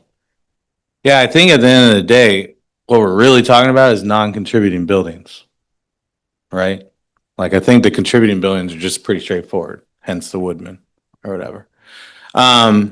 I don't want to cut anyone off. I do want to recognize time, and I want to say the thing that we need to leave here with, correct me if I'm wrong, Director Davis, is what do we want to present to the public for public comment in the next session, right? That's what we need to know. Yeah. And I mean, I think we can, I heard too, we didn't want to have brand names on the colors, but, and I think we can easily do that. We just need to have some parameters of what colors we want to show. Yeah, I don't know if anyone else has feedback. If the city attorney feels it's okay, I would say, I don't think there's anything wrong with if we go the route of having some color recommendations or prescribing, keeping it as you have it, Mr. Love, with Sherwin-Williams or whatever, because we'll have done the due diligence to incorporate the link to a color equivalent finder, and also, potentially be able to have staff say, yes, this non-Sherwin-Williams color is good. But rather than just, if you just scrub it completely, I don't know, I feel like people would have a hard time, meeting the city's requirements as well. But maybe that's just me. Any thoughts? My only concern would be whether we're adding an administrative burden to the city clerks if they're going to be getting a lot of these kinds of requests. Is that something that potentially is going to be overloading to you guys? Well, we didn't have hard data on how many variances were requested in the last 12 months, for example, right? That would be the answer to the workload. Yeah, we did try to look at that, and I think we had 2 or 3 that we could find in the last couple of So years. it's not a lot. It's not a lot, but it's enough to where we have businesses that are saying like, can you fix this? Because Yeah. we don't like the colors that we have to choose from. And going through a variance is a big hit on, the cost for, just being able to design their building before they open. And it takes time and added expense that, certainly we could come up with some different colors that we could fix. Is that it? Okay. Yeah. Anyone else before I propose something here? Yeah, just, I'd highly recommend, since we've heard from businesses and we've had someone come show up at the last 3 plan commissions and saying, I just want to put some pastel on the trim, that whatever we come up with, we have the ability to either administratively or in the commission adjudicate that in a timely manner, whatever we come up with, so that it's not just hanging out there. Because I think we're almost wrapping the historic landmarks into this paint question just a little bit too much. We've got a request from the citizens, and I think we can meet it. We just ought to do it. Yeah. Vice Chair Kokup? Yeah, I agree. I think that the recommendation for that option 3, I agree with the community development director that I think we probably are stifling a bit of people who want to do other colors but don't want to go through the hassle of the process that we have in place. So I do think we're convoluting the historical component of this and keeping those separate, giving them more options, and creating a simpler review process that's not as expensive or time consuming is the goal. Fair. Okay, so let me poll the commission. I took notes as you all were weighing in. I showed Vice Chair Kokup, at least initially, and correct me if it's changed, but you supported, and if Mr. Love, you don't mind showing the 3 proposals again. But at the time you weighed in, you supported option number 2, which we'll show here in a sec. I'd open mine to 2 or 3. To 2 or 3, okay. Mhm. Okay, that's helpful. And then Commissioner Hurley, I had you at 3, essentially, of those options presented. Yes. And then Commissioner Lambert, pretty open. So 3 or even no requirement. Is that accurate? That's accurate, yes. Okay. That would be mine as well, would be 3. Okay. Yeah, because you said just of the 3 that were there. Yeah. Yep. Thank you. Commissioner Maruziak was open to a lot /3 if forced to choose between those. Is that still accurate? That's correct. And Commissioner Murphy, I'm like no requirement, but I'd be fine with 3. I'm still not convinced that like we need to be the only municipality in King County to be prescribing the colors in this manner. And I'm confused. I'm still like quite confused about the prescriptive nature of this. So I'm obviously in the minority and that's fine, but that just doesn't add up to me. So, but I'm willing to work with the commission and getting a good outcome on this for our business owners. So. Commissioner Murphy, I'm not sure we are the only only city in King County that prescribes colors, though. I mean, I know Carnation for sure does. We brought a whole bunch of examples initially. The example that was brought, sorry to interrupt, from Carnation was not particular, here are the paint chips, here's the exact color you need to come with. It was more like, here are some examples. The paint color has to be earth tones, red tones, blue tones, earth tones, and then they gave some examples, but it wasn't like, here are the blue tones you need to choose from, Right. if that makes sense. And then they said something about no bright colors as the main. Yeah, no neon yeah. or, yeah. and the bottom line is we saw analogous cities that have a standard, that have a requirement, that have required colors. I mean, I think when you find cities that don't have any requirements, you do tend to get some odd colors. I mean, I just got done touring several historic downtowns and there were some that you were like, wow, the neon yellow with the neon green. And, I feel like you want to have some parameters. But just giving, having more options or a disclaimer to say, muted shades of these colors would be acceptable, but kind of leaving it more to an administrative decision to where if they come to us with a tenant improvement and it is something that staff look at and say like, this doesn't really fall in what we think the intent of the commission was, we better take this to, forward this for more design review, we would do that. Councilmember Johnson? Yeah, and the city attorney will correct my memory. But if memory serves, Mr. Sturbank, who was our former city attorney, used to tell the story about out of Issaquah, how there was a development where the builder wanted to have a certain color and the planning commission kind of hemmed and hawed for months on end. And then eventually that ended up in a lawsuit, and the city of Issaquah lost that because, again, there wasn't any specific direction, and that resulted in the situation where the planning commission could kind of hem and haw over things. I'm not sure if I got the details right on that case, but yeah. Yeah, I'm not familiar with that case, but I would recommend having clearer direction than just leaving it up to staff and whether they think it's, within the color theme of, like your then either the hex color or, the specific Sherwin-Williams and, they can color match and, because it's still the same color. Yeah, Commissioner Murphy? Yeah, so I guess though, like, if we are, and maybe there's some, maybe we will leave ourselves the right amount of wiggle room here, but like 5 years from now, 6 years from now, maybe these colors are obsolete or they've been rebranded or now there's something else. And then we're back to like variances, and the specificity of the colors, I think, is a real sticking point. Whereas the some of that more subjectivity that some of the other municipalities are using safeguards them from having to like go all in on specific colors and then walk those back when those colors are off the market or not available and they don't have obsolete colors in their code. Is, I think, just something I think we can navigate around that, but I think it's something for consideration.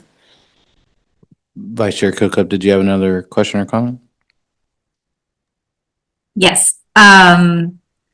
I think that we're still kind of splicing between the historic colors that are required and just the city having colors. I really do believe there's going to be, you know, somebody who's going to come along and be like, wouldn't it be cool if we had a neon green building and I own it and I can do what I want? And we have to have something we can point to say that's not allowed. And especially if we're putting it to staff, it has to be really clear for them. I don't mind if we give the option number 3 and then say with a similar likeness, you know, so it's any brand and or other muted colors in this general, I don't know how we would say that, but general theme of what we're looking for that makes it clear for staff that if someone comes along and wants hot pink, that's an easy no. And that they have something to point to so it's not just, you know, their word and we don't get in any kind of lawsuits down the road. No, I think there's a city/staff protection component for sure. Commissioner Lambert? Yeah, I guess I would also, like, I'm with Chris Murphy on this one, or Commissioner Murphy, sorry. But I too, I don't want any neon colors when I'm walking around downtown, but I'm like, if the ice cream shop paints itself pink, that seems fitting to me. Like, I wouldn't really balk at that at all. So, I mean, maybe some level of, like, you know, muted colors, no neons or something like that, but I'm pretty open to the quirkiness of downtown Snoqualmie. Like, none of the buildings look alike. Why should all the paint colors look alike? That's fair. Let me propose this. I would like, tell me what you think, Commission. I propose we take 2 potential course, maybe 3, but I'm gonna specify 2. 2 potential courses of action for the public to evaluate and provide feedback on during our next meeting. 1 would be number 3, just as written. Okay. 2 would be essentially a guidelines-based approach. Maybe no specific colors, literally just paragraphs of guidelines for style. And then I guess 3, although I don't think this is where we are, 3 would be we recommend removal of color requirements. Let me just poll the normal way. Vice Chair Kilcup? I'd like to see a combination of 1 and 2 where we provide, I do think it's helpful for some people that like don't care and just want a little guidance that we give some options there and then also have some verbiage that staff can point to. And if they feel passionate about having a dusty rose as part of their shop, they can say it. It follows the guidelines and staff has the ability to approve that, knowing that it's in line with our general guidance. Okay. 1-2 hybrid. 1-2 hybrid. All right. That wasn't, no, just okay. 1, sorry, does that mean 1 and 2 on the screen right now? Yeah. So no change, keep color palette as is. No. I was going off of your options that you just gave. 1, 2. Oh, sorry. Thank you. Take the slide down. We're backtracking here badly. Okay. So you support a hybrid of 3 and the second one was guidelines. Right. Okay. Thank you. Commissioner Hurley? I agree with that, yes. Okay. I think 1 and 2 that were on the screen a moment ago are non-starters, is not addressing what the reason why we started this in the first place. So, I think getting some public opinion on this to find out who, you know, is concerned about this and open it up to a public forum is the right point that we're at. Appreciate that. And one thing I just want to highlight mostly so I don't forget it is we're tackling two things here. One, required colors or not, and then two, if we think we need to recommend changes to the review process so that businesses, 9 times out of 10 don't need to go through the variance process. And so to do that, really the thing that's on the table is increasing the discretion of the community development director. So we don't have to tackle that now, but I would say that is definitely an item for that public hearing, would be expansion of your discretion or staff's discretion, and limiting what requires a variance, which is handled, doing no small part by whatever we decide on colors. Okay. So thank you, Commissioner Hurley, Commissioner Lambert.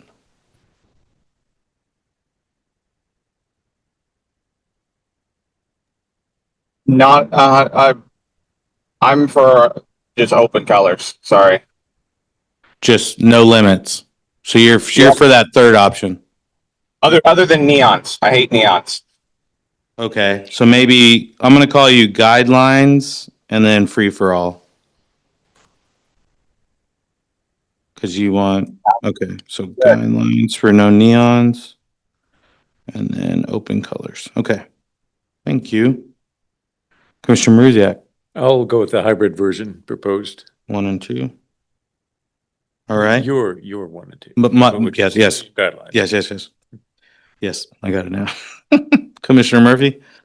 I'm for no colors, just guidelines.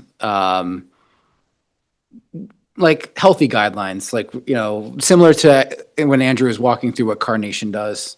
Certain things you can't do, certain recommended kind of color tones.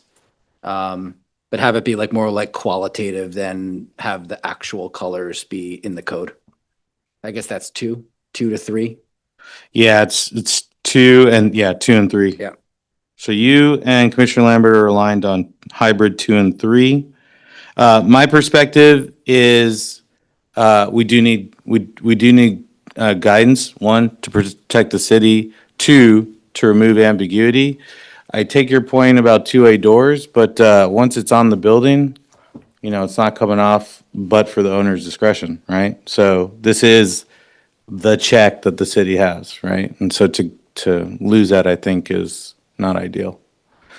So I support a hybrid of 1 and 2.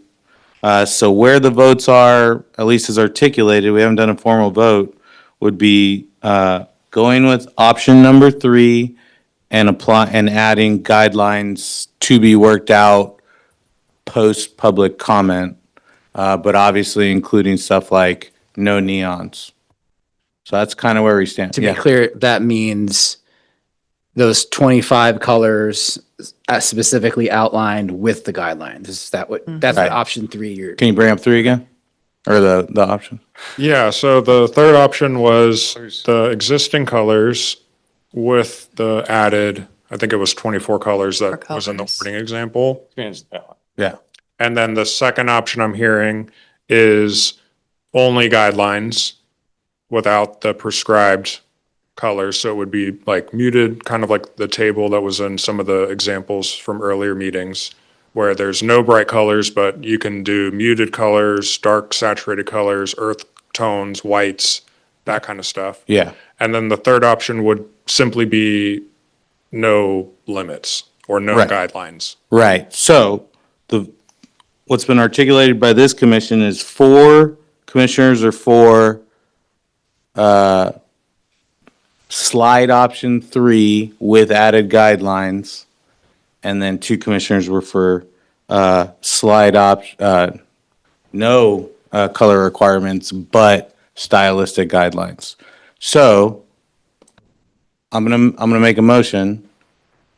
I move that we move forward to the public comments at our next scheduled commission meeting, proposing to the public that we expand the color palette as articulated in bullet number 3, proposed by Mr. Love, with guidelines to be worked out between staff and the commission in subsequent sessions. Do I have a second? Second. All right. All in favor? Aye. Aye. Any opposed? Aye. Okay, 2 opposed. The motion passes. Thank you, commissioners. I think you're supposed to say nay. Oh, no. Okay. Aye. I've never said nay before. So. Okay, so staff, do you have what you need then? I think are you clear, Andrew? Yes, thank you. Okay, Thank we'll you. be ready. We'll bring this back for a public hearing and we'll see and we will advertise that. That will go out in the newspaper and we'll send it.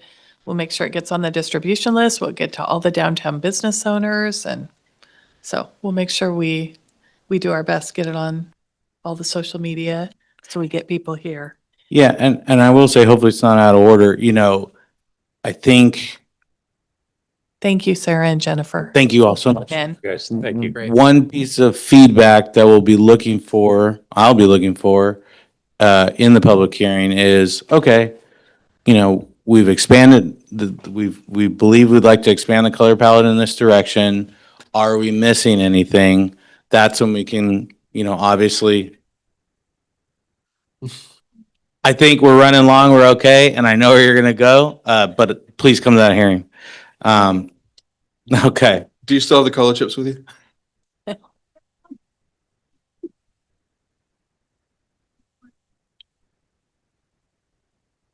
All right. All right. Let's close that one out. Let's move on to draft climate element goals and policies. Director Davis. okay, so we should have Chris Green online tonight, who's going to give a overview from OTEC on the climate element.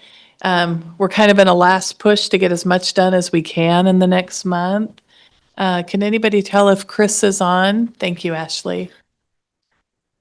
There he is. Sorry, Chris. This is going a little later than I had anticipated. No worries. So you were When I just heard gonna you guys were talking about the briefly- color palette, I assumed it was going to go a while, but Oh, okay. Well, you had wanted to just kind of briefly run through some goals and policies with the Planning Commission before bringing a more formal presentation and packet materials to the next meeting. So I'll let you run through really quick. yeah, thank you. So I will go through this quickly. I know it's been a long meeting, so I'm going to skip ahead maybe in a few spots here so that we kind of focus on the newest stuff.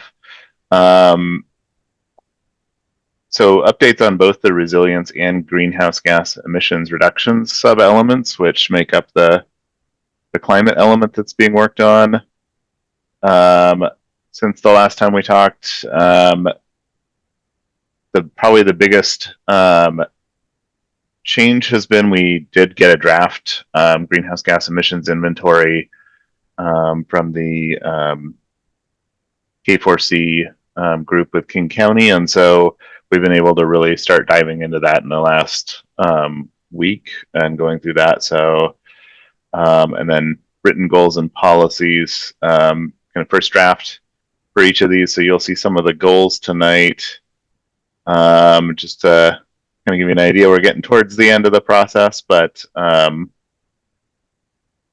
this will not be the last workshop with you guys. So for resilience, again, working on developing some new goals and policies. Just really quickly, what the resilience sub-element looks at is natural hazards that are created or aggravated by climate change.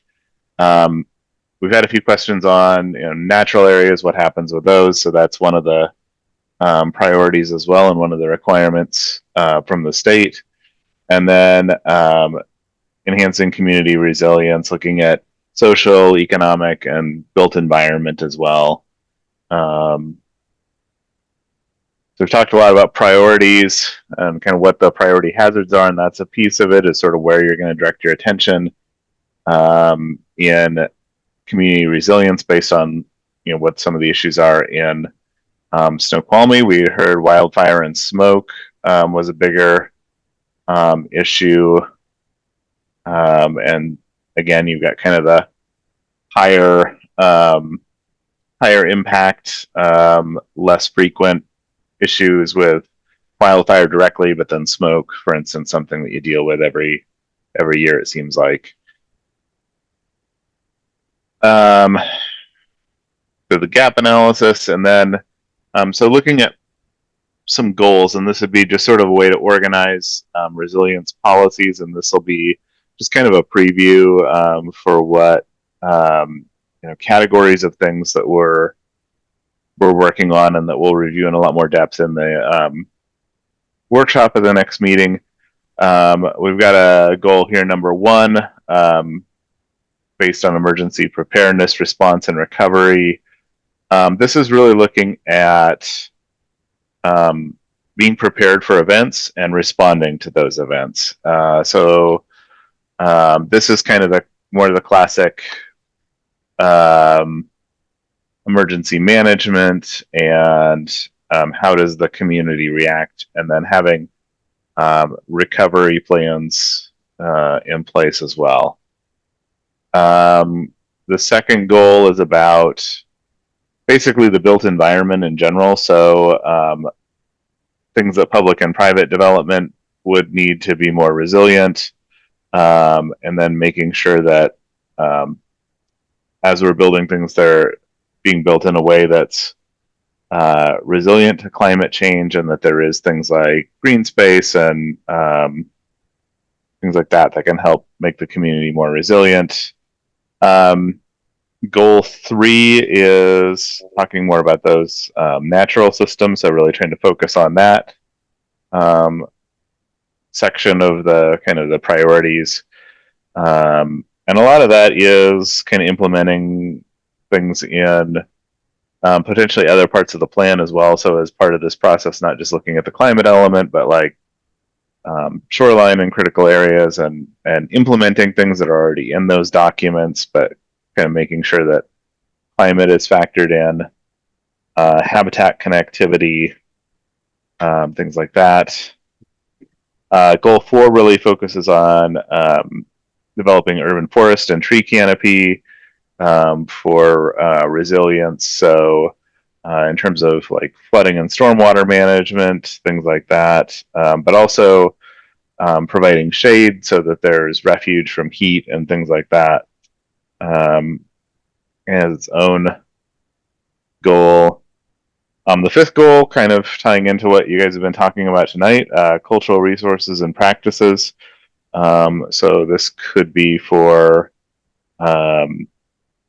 indigenous people, or for other cultures in the area and the history of the area, and making sure that resources aren't impacted negatively by climate change, and that things are still there.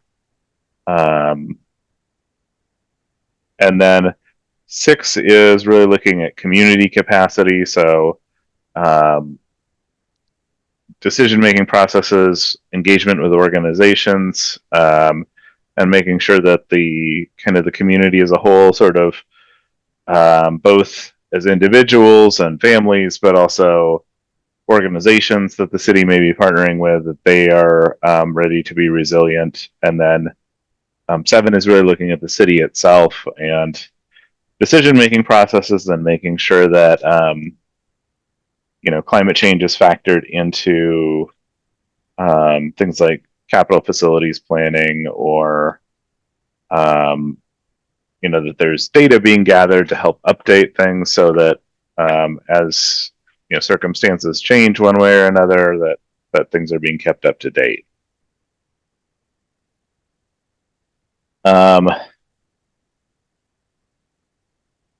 So I was going to have you kind of react to these. I know it's kind of late, so unless I'll leave this open for questions or comments. I ran through those really fast, and we can go back to some of them if you'd like, or we can kind of just have this as like a preview of what's to come. And this is just for resilience, so I'll do kind of the same very quick run through on GHG in a moment. I think if we could move on to GHG and hold questions to the end. Sounds good. All right. So we actually have inventory data now. This was prepared by Cascadia Consulting Group working with K4C, which is part of King County. So kind of a similar report was prepared for all the different cities that participate in this group throughout King County.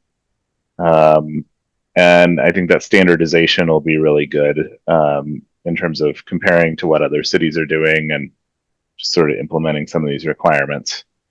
So 2022 is the baseline year. We had previously been looking at data from 2019 to just sort of figure out as best we could where things were.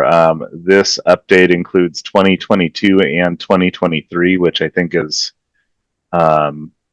good because 2022 is what's required to be the baseline year that you set your targets from.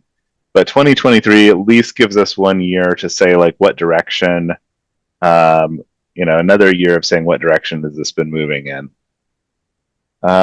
So for emission sources for Snoqualmie, the biggest sources were electricity. We've got a question.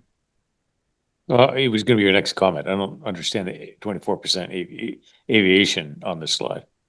Yeah. So aviation is based on, so this is like a lot of these types of inventories sort of look at things like city government and what is the city doing, the fleet, the buildings.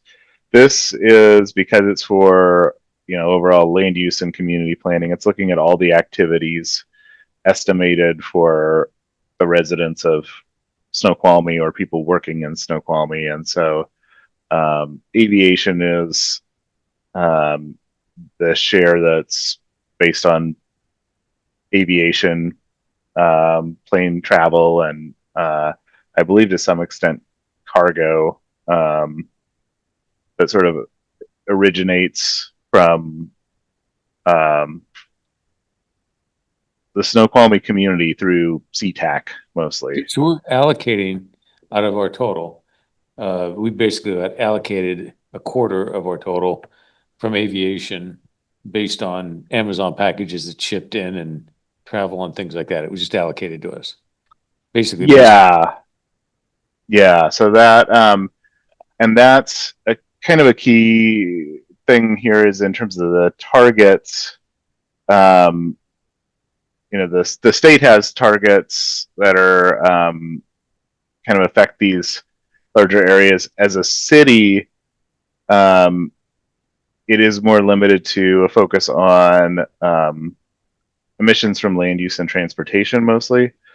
So essentially aviation is something that's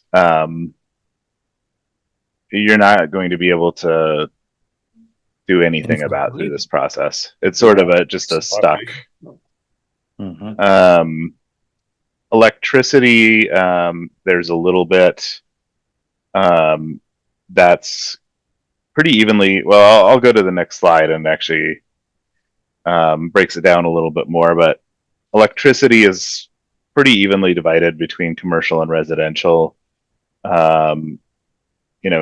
There's a even more broken down version that we're going through. And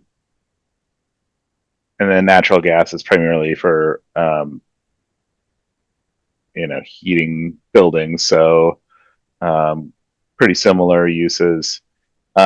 Really the biggest area of any of this where your comprehensive plan and the climate element specifically can help is the on-road vehicles is the biggest one, or the most direct one, I would say.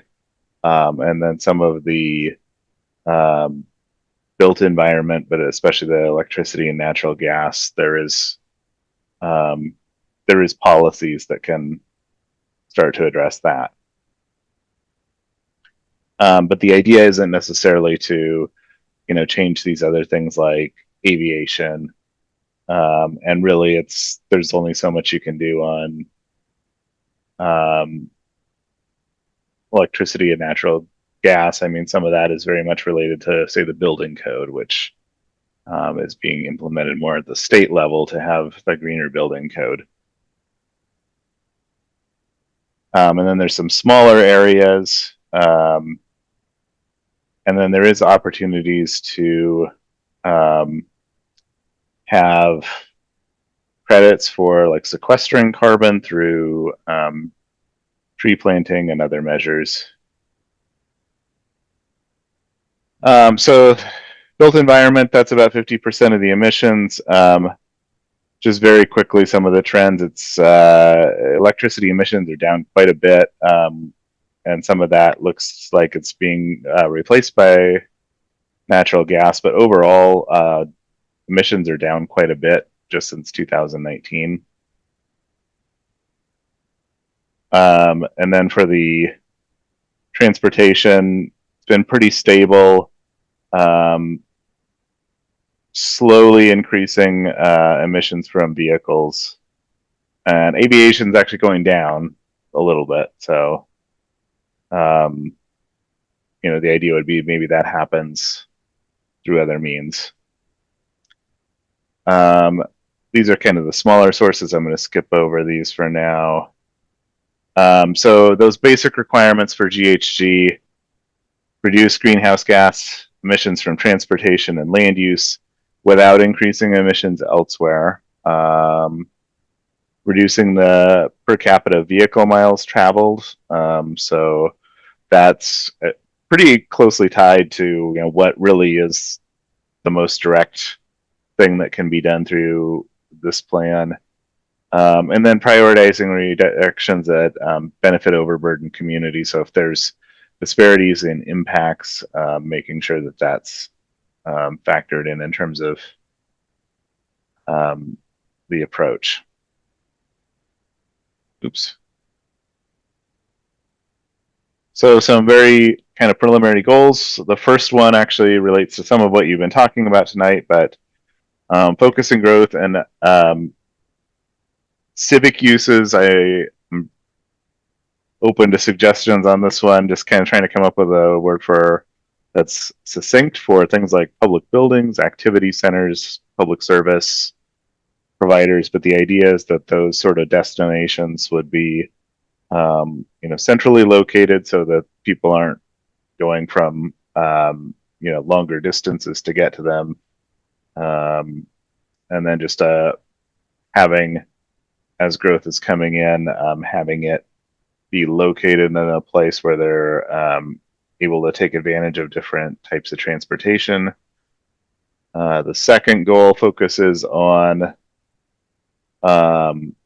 buildings, and again, there's not as much directly through land use planning that would affect that, but there is things like landscaping requirements, certain offsets, you know, different having like distributed generation or things like that that are more local that can be helpful for that one.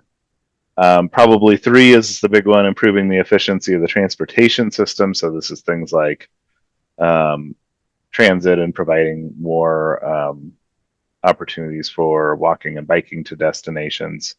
And then also things like, especially in the public realm, electric vehicle charging infrastructure, so that you know, even there might have the same amount of vehicle miles traveled for that part of the goal, but it's still reducing emissions.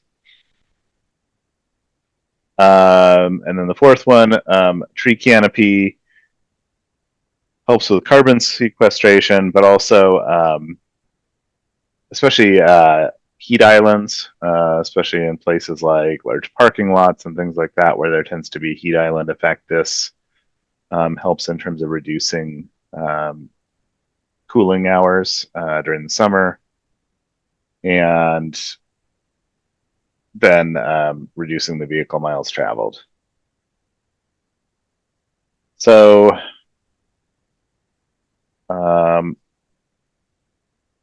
for both of those sets of goals, I know those probably came at you very fast. We can look back at any of those, but I wanted to see if there were any questions or kind of comments as we develop that for the next workshop to go into more detail. Sure, let me poll really fast. Vice Chair Kilcup? Did we lose her? Sorry. No questions for me. Thank you. Thank you. Commissioner Hurley? There were a couple on here that are being fairly well addressed by the city already, but I don't have any questions, no. Thank you. Commissioner Lambert? None for me. Thank you. Commissioner Maruziak? No questions. And Commissioner Murphy? Nope, no questions. So none for me at this time, either. The only thing, we didn't have, your brief in our packet. And really, I think for the next one, if we can just get those proposed, goals for each of the elements, I think we'll be in good shape for the next discussion. Yeah, we need to have packet materials, Chris, so that we can give the commissioners time to actually look at those goals and policies. But I think we're on track based off what we have, other than, I mean, I think the takeaway from the inventory is, unfortunately, that we're kind of chasing the low-hanging fruit at the city level, to get our GHG emissions down. Yeah, it didn't look like there were any easy wins on this. Yeah. Yeah. But yeah. Okay. Okay. Thank you so much. Thanks for waiting. Yeah. Yeah, thank you. Thanks, Chris. Appreciate it. All right. And I think, speaking of waiting, that takes us to Mr. Hamlin for Parks and Public Works update. Thank you for waiting. I feel like I owed Jeff an apology because we talked about maybe changing the agenda to put him at the top. And then the agenda got approved so fast, I was like, uh-oh. Yeah. Mm-mm. Actually, I don't know. All I saw here was that it was Parks and Public Works Q&A. Yes. I'm assuming you guys have questions. The intent was to see if there were any updates on the water reclamation project. I know Oh, yeah, was a point of concern. Well, Yeah. I mean, can I clarify, please? Yeah, I mean, yeah, so, 2 meetings, maybe 3 meetings ago, we were informed about the retention, $10 million water that was required for Alice Lake, I think. Is that right? No. No. Eagle Lake. Eagle Lake, Yeah. sorry, Eagle Lake, yes, sorry, I misspoke.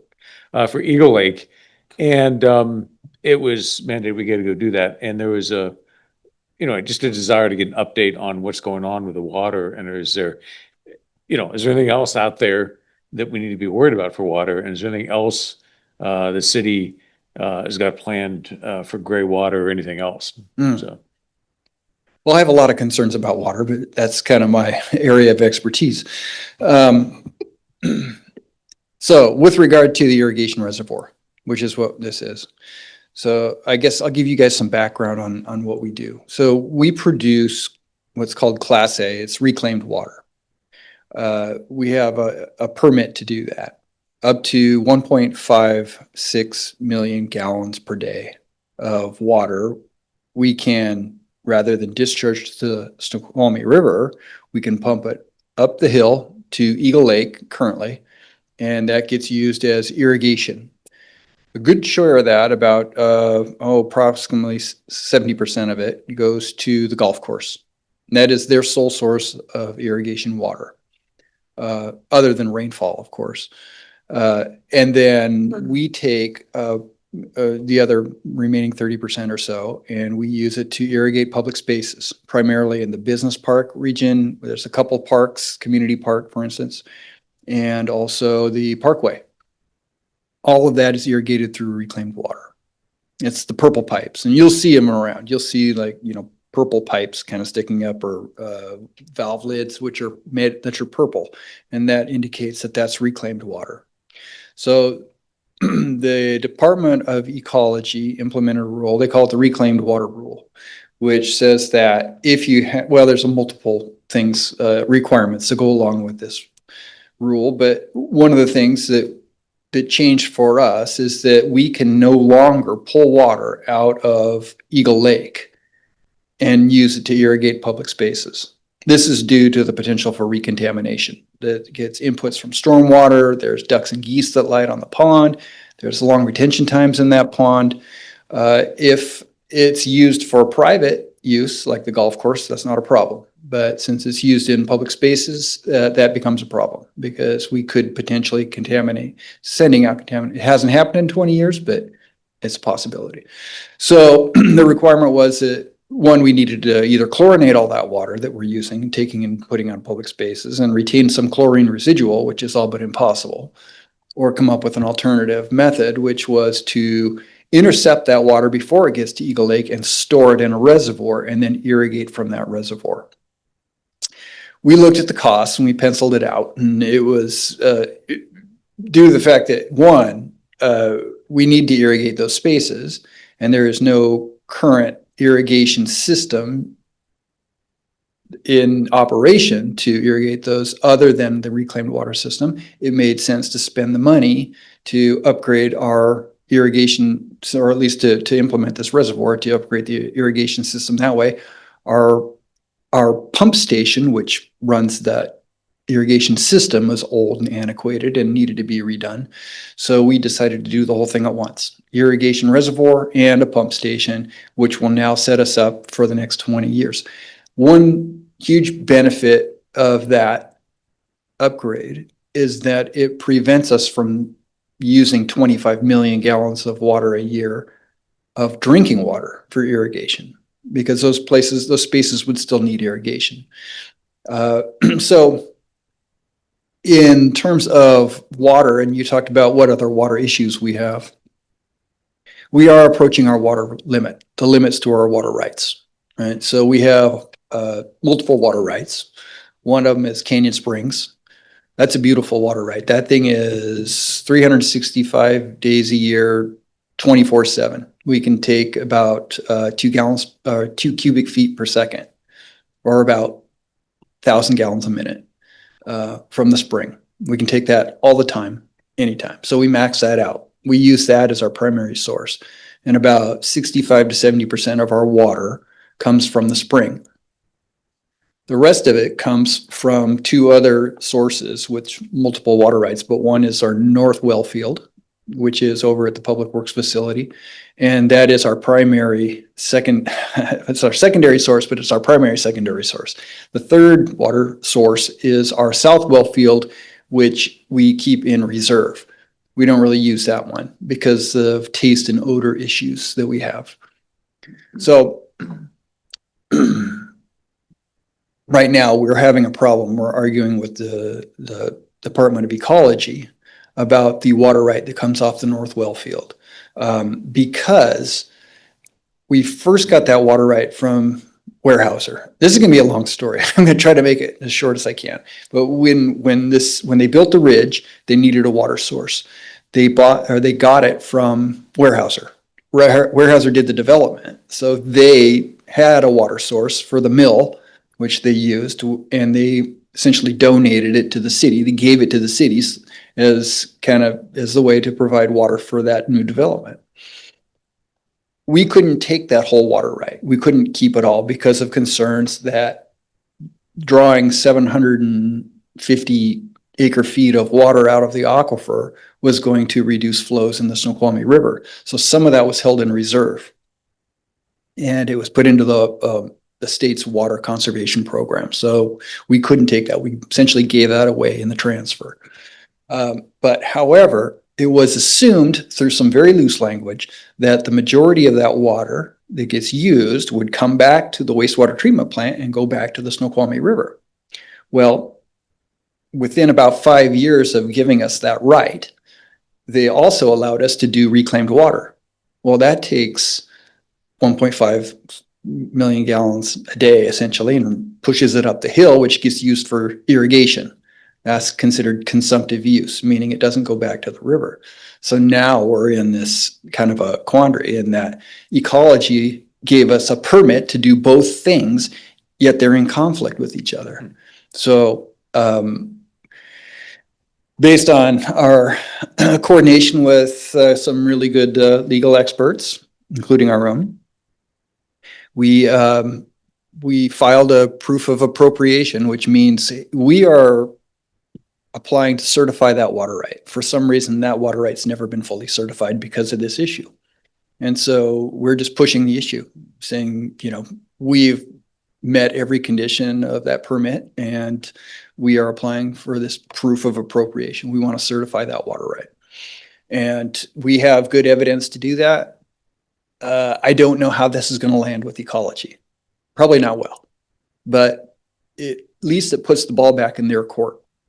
And so that we'll have to move forward with some probably negotiations in the future, but we'll see where that lands. I can keep you posted on that. Is ecology state or?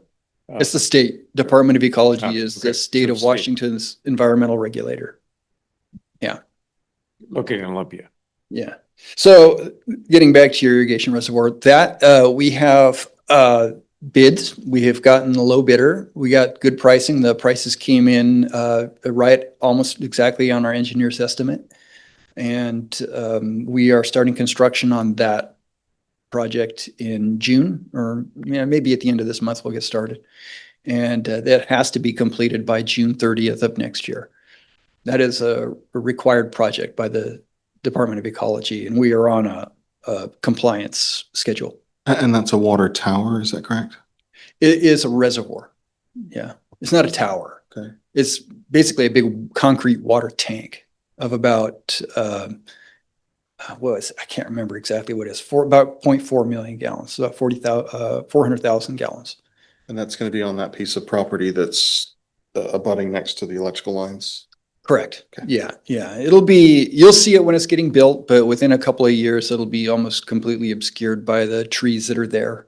We're trying to retain as many of the tall trees around it as we can. So, and it's partially underground. It's about half submerged. And so there's some hydraulic things that we have to worry about, because what happens is we push it up the hill, it goes over a high spot, and it goes back down to Eagle Lake. We're essentially putting that reservoir at the high spot. And so we'll push water into that reservoir, we'll fill it first, and it'll decant over the top of that reservoir down to Eagle Lake. So we'll take our bit first, and whatever excess we produce goes to the lake. We can control that too. Yeah. So that's where we're at with that. Okay. Follow-up question. Sure. Now, does Canyon or the Northfield supply the casino and its new hotel? Nope. No, they have their own water source.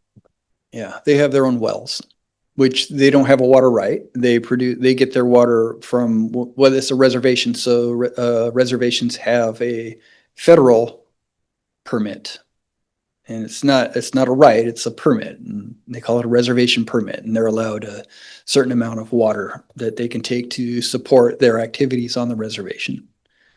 And that list of activities is long and varied. It can include selling water. Interesting. Yeah. Okay. Thank you. Thank you. That was very informative. Yeah. Were there any other questions? No? Let me check online. I don't see any.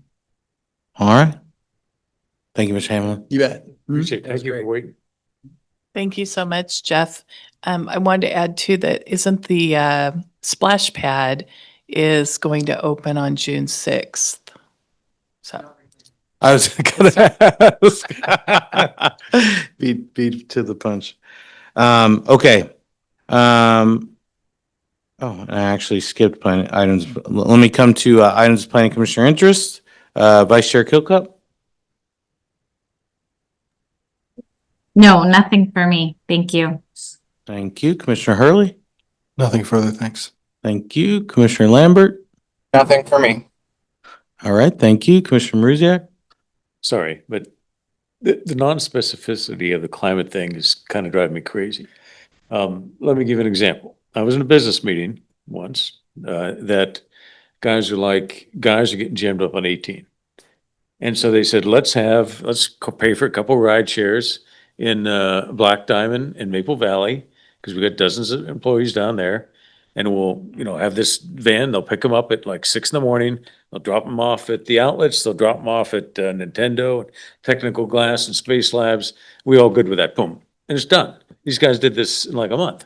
And guess what? That took a bunch of cars off the road. That would have impacted the one thing that we could do, and yet we're not, man, there's so much hand waving, and then you blur it with aviation allocations on this goal thing. I just, it'd be nice to actually make something actionable out of this. It seems like that's a long way off. All right, that was.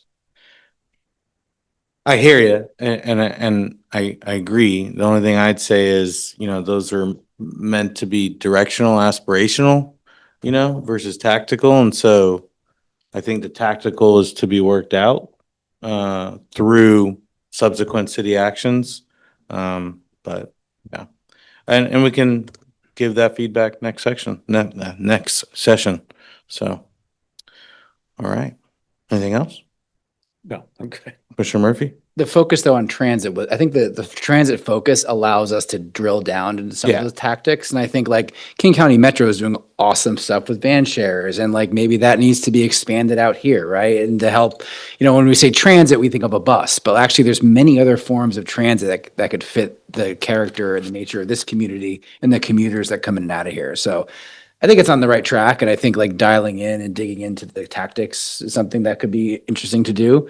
But, yeah, it'd be great to get that packet so we can like just dive into it and prepare better next time.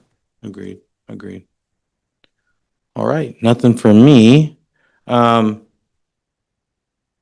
schedule, I think I'll just say we've had 2 long sessions in a row. I recognize that. I blame color palette. But Director Davis and I will work to parse down the agenda. Good idea. If you're good, let's leave it at that. Okay. All right. I move at 9:30 that we conclude the Planning Commission meeting for May 5th. Can I get a second? Second. All in favor? Aye. Aye. Any opposed? All right. Have a good night.